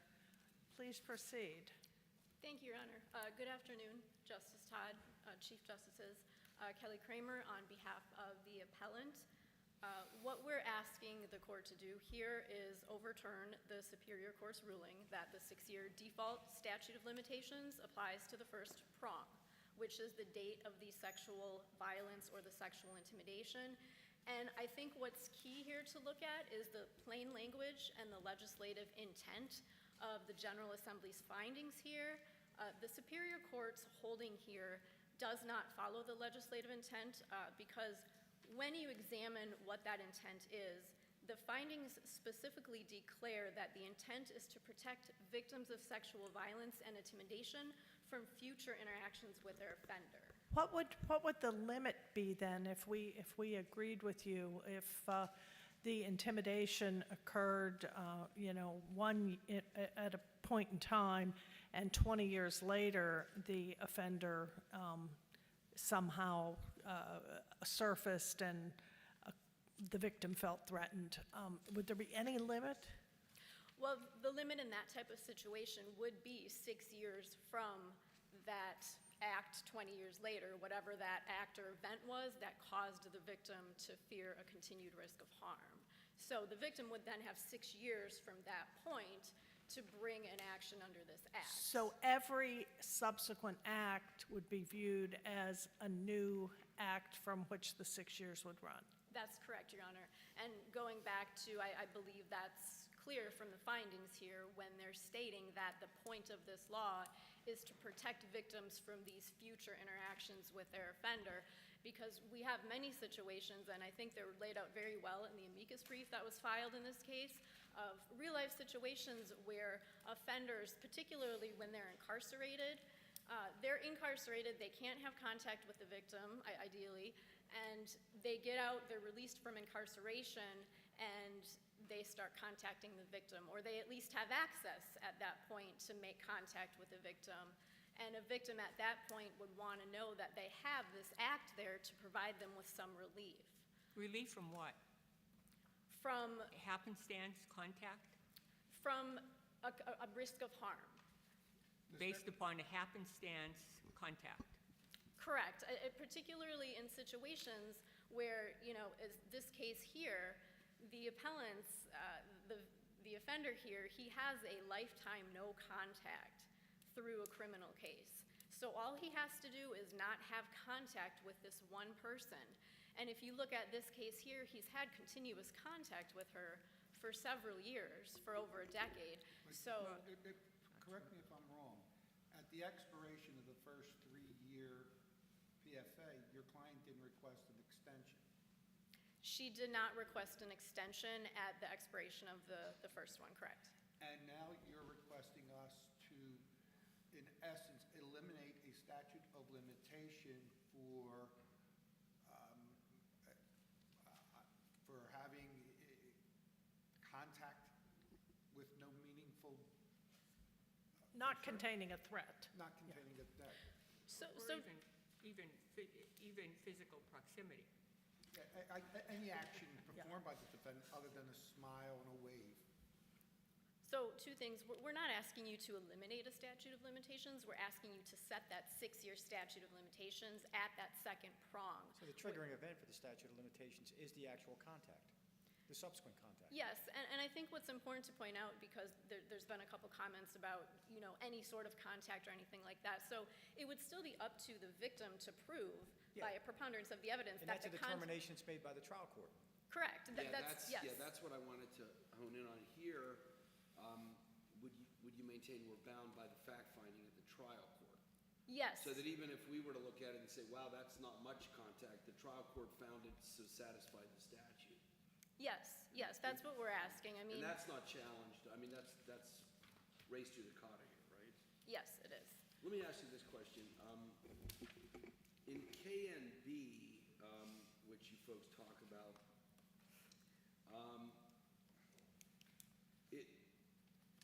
we didn't reach this issue, but it's sort of interesting because there, it would not have mattered whether the statute was 6 or 2 years, because under your, the claim would have been time barred under either period if we had read the second prong as triggering. Am I getting that wrong? No, you're correct. So in K and B, and I believe that's probably the reason that this issue wasn't decided upon there, is because no matter what conclusion was reached on this issue, that victim in K and B would have been within the 6-year statute of limitations because her sexual assault had taken place, I believe, 2.5 years ago, and she filed this petition and alleged the sexual assault and then provided the evidence that she felt she was at a continued risk of harm at the same time. So she would have been within the 6 years no matter what. Could your client have filed a new PFA based upon the fair event? Could you Based repeat that? upon the subsequent event? Could she have gone to court and filed a new PFA? Yes, and that's what she did. I mean, that's what the victim in this case this is when her new PSVI was filed. But just so I'm clear, this particular act doesn't necessarily limit itself to the relationship between the victim and the offender like the PFA does. To obtain a PFA, you have to have some kind of relationship with that person. In this particular case, there's no relation between victim and defendant other than the fact that she was his victim at one point in time. Correct, and that goes back to the initial argument of looking at the legislative intent of this law. And the legislative intent is reflected in Senator Greenleaf's memorandums, which were actually attached to the amicus brief. Yes, that this was created to fill that gap. Future interactions. Correct. I don't know, legislative intent, I think, is dictated by the language, but of the statute, I just want to make sure this seems like an odd case to even be talking about statute of limitations, because the statutory language, this is sort of like a PFA. It's not a PFA, but it's sort of like a PFA. It's a restriction on the liberty of someone, after notice and due process and things like that. It's going to order them to stay away or do this or do that, whatever. If they have to prove, if the petitioner has to prove by a preponderance of the evidence that they're at a continued risk of harm, isn't that going to, like a PFA, prompt somebody to act quickly? If you have a contact at a fair and you wait 1 year, 2 years, 5 years, 6 years, what trial judge is going to give you this order under this statute? Simply because a year ago you ran into this person and now you're coming into court and say, oh, I'm at continued risk. I mean, is this really a factual possibility? If we interpret the statute the way you're saying, how often are we going to run into a statute of limitations problems? Trial courts should probably just deny these if they're a year after the incident occurred. I don't necessarily disagree with that. I litigate a lot of PFAs, and that issue does come up in the PFAs, that, the time between when the alleged abuse occurred and when the petitioner goes to file for the PFA. So I think, again, that would be a determination for the trial court to make. If the 6 years starts at the after event, and the victim absolutely should probably go out as soon as possible and file this. Yeah. So what we're not saying that if they file in 5 years and 11 months, they're entitled to this. We're just saying that this is I would say, a pretty generous runway for a PFA-like thing that you're probably not going to get if you wait too long. Yes, that's correct. So, and what we're asking for is, we're just asking that they have the right to file after, or if something happens that causes them to fear that continued risk of harm. For instance, you have an offender who, say, is released from incarceration and makes contact with the victim. It's been years. They thought that they weren't going to hear from them anymore, and suddenly they're contacted by the offender. They threaten to kill them. Sometimes victims may be afraid that the offender is going to come after them because they put them in prison for something. So we're asking that they have the right to file. So we don't think it would be fair to say to them in that type of situation, well, your sexual assault was more than 6 years ago, so you don't have the protections of this act anymore. But isn't that what the Superior Court said? I mean, maybe I'm wrong, but my understanding was the Superior Court said the triggering event was the underlying offense. In other words, the underlying offense happens 6 years later. If you don't file for protection, the statute of limitations is gone. Your position was that it's not just when the criminal offense was committed, it's also the time that the cause of action accrued. In other words, if there's a victimization or a conviction, a criminal offense, 10 years later, when the person gets out of prison, if that person intimidates somebody at a county fair or otherwise, the trial judge finds that they're at continued risk of harm, the trial judge can then issue another protective order under this particular act. Yes, and I think what's important So the issue that we're here to decide, I think, is when the cause of action accrues, not when the underlying offense was committed. Yeah. Correct, and to that point, what I would look at is, and there is case law that we reference, I believe it was Erie, and that's the case that the trial judge relied on in this case, that specifically says that the statute of limitations should not start until a cause of action accrues. And in this case, what's important to look at is that all a victim has to do here is, for the first prong, is they have to allege. They don't have to prove anything. They have to allege that they were the victim of a sexual assault or sexual violence or intimidation at some point in the past. And the second prong is where they actually have to prove by a preponderance of the evidence that they're at the continued risk of harm. So those two prongs, as we've seen, don't have to necessarily be at the same point in time. Well, they have to prove that they feel that they are at continued risk of harm. There's no mens rea requirement as to the defendant in the case. That's correct. Okay, so let me ask you this question. What's the purpose of a limitation of 3 years on a protective order? This isn't a straight shot at analyzing a statute of limitations, because I think you're right. I mean, under a pure statute of limitations analysis, you have to look at when she could come to court. She can't come to court unless both of the prongs of the test are fulfilled, therefore that's when the statute runs. But why have a 3-year limitation on a protective order if at any point in time, 30 years later, 40 years later, you can come into court and say, I saw him across the street from me, and I was in fear. I mean, why was there any consideration of putting a time limitation on a protective order that could be entered? Well, I can't speak to what the intent was by the courts when they set the maximum for 3 years, as 3 years for PFAs or PFIs. It's a legislature. It's a legislature. It's a legislature. 3 years. It's part of the same statute that we're trying to determine what the statute of limitation is. Well, I think it's important to keep in mind, just as with PFAs, just because a petitioner would file under this act and may have evidence to get a new order, that doesn't necessarily mean it's going to be 3 years. Again, that would be up to the trial court. It's up to 3 years. They can get it up to 3 years. Yeah, So but why put a limitation of 3 years? Why not right out of the gate say, you are perpetually prohibited from coming anywhere within 2.5 miles of this individual, period. Not she has to come into court or he has to come into court. I mean, the victim could be a man. Why have that 3-year limitation on the restriction of someone else's movement?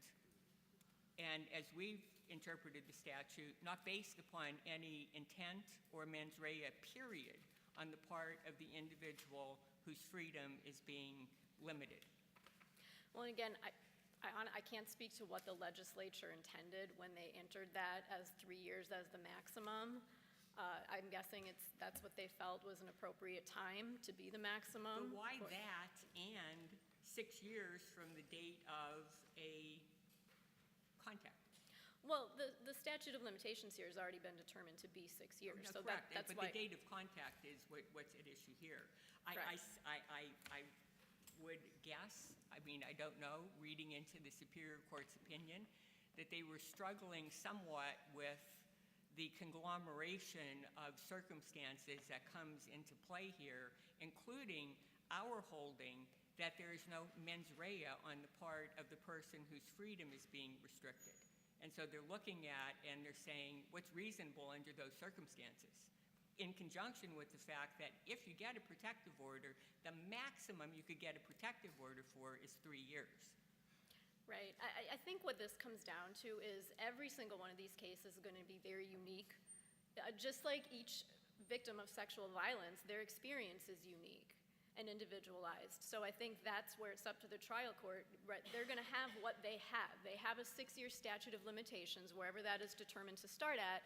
They have a law that says they can give an order for up to 3 years, and it's their job to, hear the facts, hear the evidence, listen to the testimony, and make a decision as to what's appropriate within those constraints. So we should take nothing from the fact that there's a 3-year maximum on a protective order that's entered. When determining this issue, Well, you sort of have to consider the statute as a whole, do we not? yes, There is a time limitation in the act itself, which is a maximum of 3 years on a protective order. yes. So do we just ignore that? No, but I think, again, going back to the intent here, which is to protect the victims from future interactions. So if they're limited to that first date, the 6-year date, which is the date of their sexual assault, and they only have up to 6 years from that to file under this act at all, you're kind of defeating the purpose of what this act was created for. Doesn't the statutes deal specifically with incarcerated defendants who are then released? Isn't there a special rule that applies to those types of individuals? There is a section, yes, it is where if the defendant is incarcerated, a victim can ask for one of these to be extended without having to prove that second prong. Well, then why would that be? I mean, that's why I'm because that covers the scenario that you raised, which is a good one. I mean, suppose somebody is in jail for 20 years and then they're out. I mean, the statute provides for that situation, which is you get something that's a preventative to take care of the circumstance of release. I mean, how does that fit in with this notion that someone who's not incarcerated 20 years later can be faced with this scenario? Well, I think it's important to keep in mind that a lot of these cases, I would say, don't actually involve incarceration, may not even involve criminal charges being filed. A lot of victims, again, I believe that some statistics are laid out in the amicus brief, a majority of victims of sexual violence don't even report. Right. So, situations where there's an incarceration involved. Well, I brought it up because you did. I mean, really, that's why I sort of circled back to that Sure. point. Can I ask another question? Do you practice criminal law? I don't. Having been somebody who spent a significant time doing criminal prosecution, defense, and trial work, wouldn't this type of conduct be covered under a separate victim witness intimidation charge? Potentially. I mean, there's no statute of limitations on that. It's when the cause of action accrues. So if you're a victim of a crime, 20 years later you run into the offender and you report it to the local authorities and they think that this guy's intimidating you or, maybe even subject to harassment. Technically speaking, there's no prohibition because the cause of action accrues 20 years later when the person intimidates the victim, right? Correct. So it would be covered under a separate penal statute. It would, and that's what we have in this situation. But under that, let me just follow up on that, and I don't know the answer. Maybe Justice McCaffrey could answer it for me. But the statute to which he's referring, there would be change places with Justice Robson? Yeah, absolutely, yeah. There would be a mens rea requirement on the part of the defendant. Yes, there would. Yes, which is really which sets this apart. What we are talking about here, which sets this apart from all of those scenarios. Yes, it does. This actually, with this law, it's actually subjective, a subjective standard for the victim. If they subjectively feel that there's at a continued risk of harm, they will get an order. So, Well, yes, but they have to prove it. A trial court has to be convinced that it's not, maybe a trial court's like, I don't want to disparage victims of sexual violence, but maybe a trial court says, you're being a little bit too sensitive. I don't know. It's possible, though, right? It's possible that the trial court could say, look, you know, I'm not going to restrict this person's liberty. I understand you feel this way, but I don't think it's reasonable or rational in the circumstances because you saw him driving his car in the opposite direction one night. I mean, Yes. that's a possibility, right? It's absolutely a possibility. And that's and- a fact finding that this court could have made, but it went the other way, and we're not here to dispute that, right? Yes, that actually is one of the issues that the Superior Court was to look at, and they didn't get to because they concluded the So statute we of would have to, limitations. so we'd have to send it back. Even if we agreed with you, we'd have to send it back to the Superior Court. Exactly, yes. I believe there were 5 other issues that they didn't get to, and that's one of them that they would be looking at is whether in this case the contact at the fair was enough to cause a continued risk of harm. Great. Any other questions for Ms. Kramer? Thank you very much. It's been an honor. Thank you. Thank you, Let's hear thank from you. Mr. Ferry. Thank you. May it please the court. I'm John Ferry, representing appellee Dylan McKelvey. Our position is, I think, pretty straightforward. It's that the statute of limitations begins to run when the injury is inflicted, and that's the injury is the act of sexual violence or intimidation. But how can that be, given that there's a second prong? That the cases that's on appeal here now is not that offense from way back when, it's this one. And realizing you have other quarrels with the fact-finding, which aren't before us, but given that that's what's before us, how is it not that event that marks the accrual, given that the legislature chose to put this in the statute? In other words, if the clock's running from the prior event, the original crime here, how does that not nullify cases under the second prong entirely beyond a certain date, beyond 6 years? Well, I think it would actually. Well, I do think there would be. Nullifies the statute. I don't believe it nullifies the statute. I believe that there's times when you would not reach the accrual of the cause of action if, again, when there's that long a time period between the criminal act and the happenstance encounter. I'm sorry, I think I was inartful in my question. So let's take this scenario here, and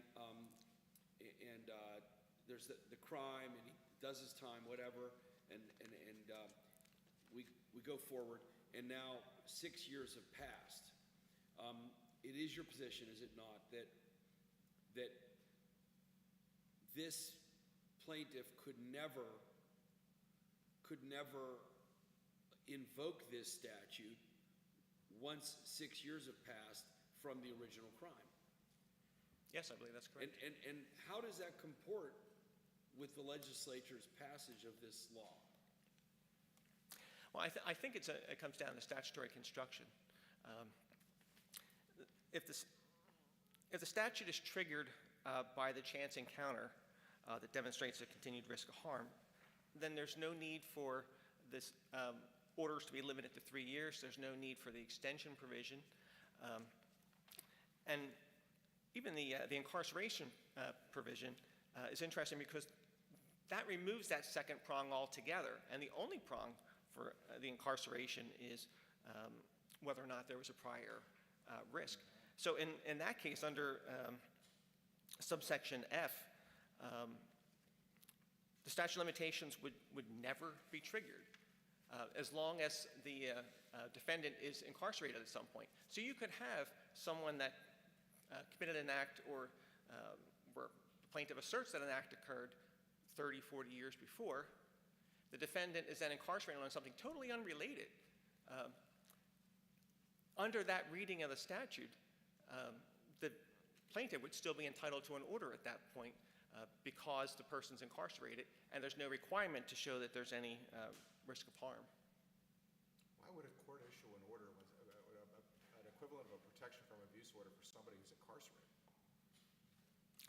Do you mean while they're incarcerated? Yeah. I mean, if they present, again, I'm trying to put myself in the mind of a trial court judge who would be confronted with these, and if I was the trial court judge that was confronted with this, I would be like, you're trying to get a protection order because you're worried if you're going to be intended or harmed because this person's in prison? I would deny that probably pretty quickly. I can understand that. My thought is that the problem with your position, the Superior Court's position, is you don't want to deal with the circumstances that are likely to really bring this up, which is someone is a victim of sexual assault. Maybe they don't even have a conviction, but they want to invoke this thing. They invoke it, and they get the 3-year max. The trial judge says, I think this is horrible. I'm going to give you the 3-year max. General Assembly, for some policy reason, basically said, we're not going to restrict people for any longer than 3 years at a time. You can extend it, but you have to come in and you have to prove additional facts. Or if the 3 years goes, that's just the maximum we're going to do. 5 years pass, and the person's like, ha, I'm going to come back, and I'm going to have this chance encounter again. That's the circumstance that the General Assembly seems to have wanted to contemplate. This idea that, and maybe it's a sword that's constantly hanging over the perpetrator, because there's always a possibility if they do something that's subjective, without mens rea, that subjectively causes this person to feel this way and convince a trial judge of that, they could always be subject to not renewed 3-year orders, but a second 3-year order or a third 3-year order. That seems to be the factual circumstance we have here, number one, and the one that the Superior Court just didn't seem to grapple with. They started talking about, well, the 3-year order can be extended. Okay, that's true, but we're not talking about that circumstance. Or there's the incarcerated person. Okay, well, we're not talking about that circumstance. We're talking about something differently. So can you address that circumstance? You're telling me that the General Assembly did not intend that if a person gets a 3-year order, the 3-year order thing expires, and 2 years down the road they come back and do something, that this act is, or 4 years comes back and does something, and the General Assembly didn't intend to allow this person to go back in right then and there and get a new order? Yes. When the triggering event is something as, well, a subjective risk of harm, why else would you have the extension provisions unless there was some point where that's going to run out, where they can no longer pursue this type of protective order? It seems the quarrel then is with the statute. I mean, the legislature provided plaintiffs a very robust tool here. And I mean, you may not like it, but the statute always begins to run when the cause of action accrues. And I guess your interpretation seems to ask us to read out of the statute the second prong. Because proved by preponderance of the evidence that the plaintiff or another individual as appropriate is at a continued risk of harm, that continued risk of harm is not running from the original crime this guy did. It's running from this incident in the flea market, which struck this judge as enough. It might strike another judge as not enough, but it struck this judge as enough. And so I guess my question is, how can we not view that flea market thing as the accrual point under this prong, this second prong? Yeah, my thought is it goes back to the statutory construction, that the other provisions become meaningless, that there's no need for these provisions on limitations of 3 years. And there is a reason, right? The reason is that the General Assembly made a judgment that if a trial court issues an order like this, under these circumstances, the most we're going to authorize a trial court to do is issue 3 years at a pop. And then we're going to require the petitioner to come back in later, if they have to come back in later. Why is that? Why does the construction that Justice Weck is saying render that a nullity? Well, I don't know that it renders it a nullity. It's, I guess my thought is that those limits are there for a reason, that whether it's a 3-year limit or the limit that when someone's incarcerated that you can't get the order, or you can get an order once they're incarcerated.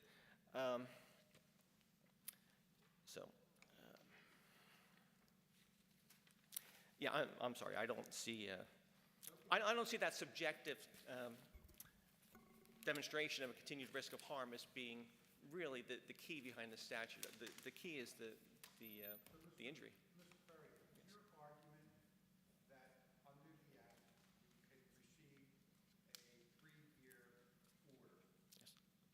And pursuant to the Act, you can ask for an extension provided you meet the elements of the Act.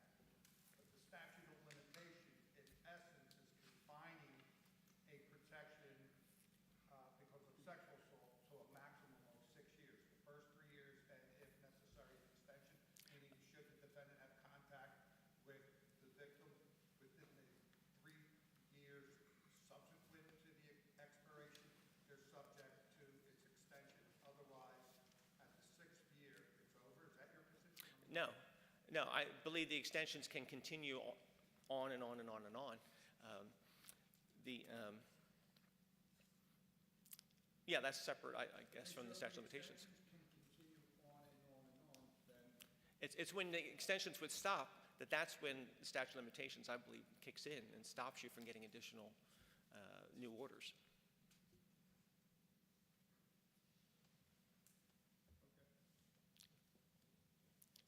All right, anything else? Thank you. Mr. Ferry?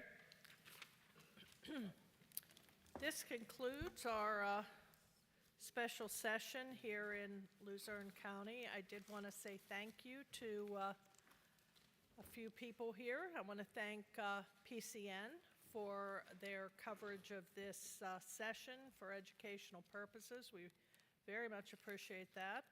And I'd like to thank our court administrator, Chris Nace, and the court administrator for the County of Luzerne, whose name I'm looking for here. Yes, it is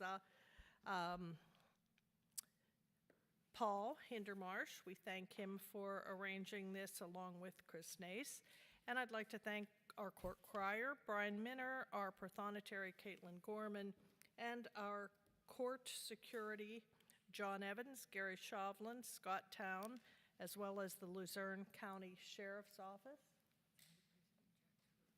And of course, the President Judge, Cervantes, for allowing us to use this courtroom for this session.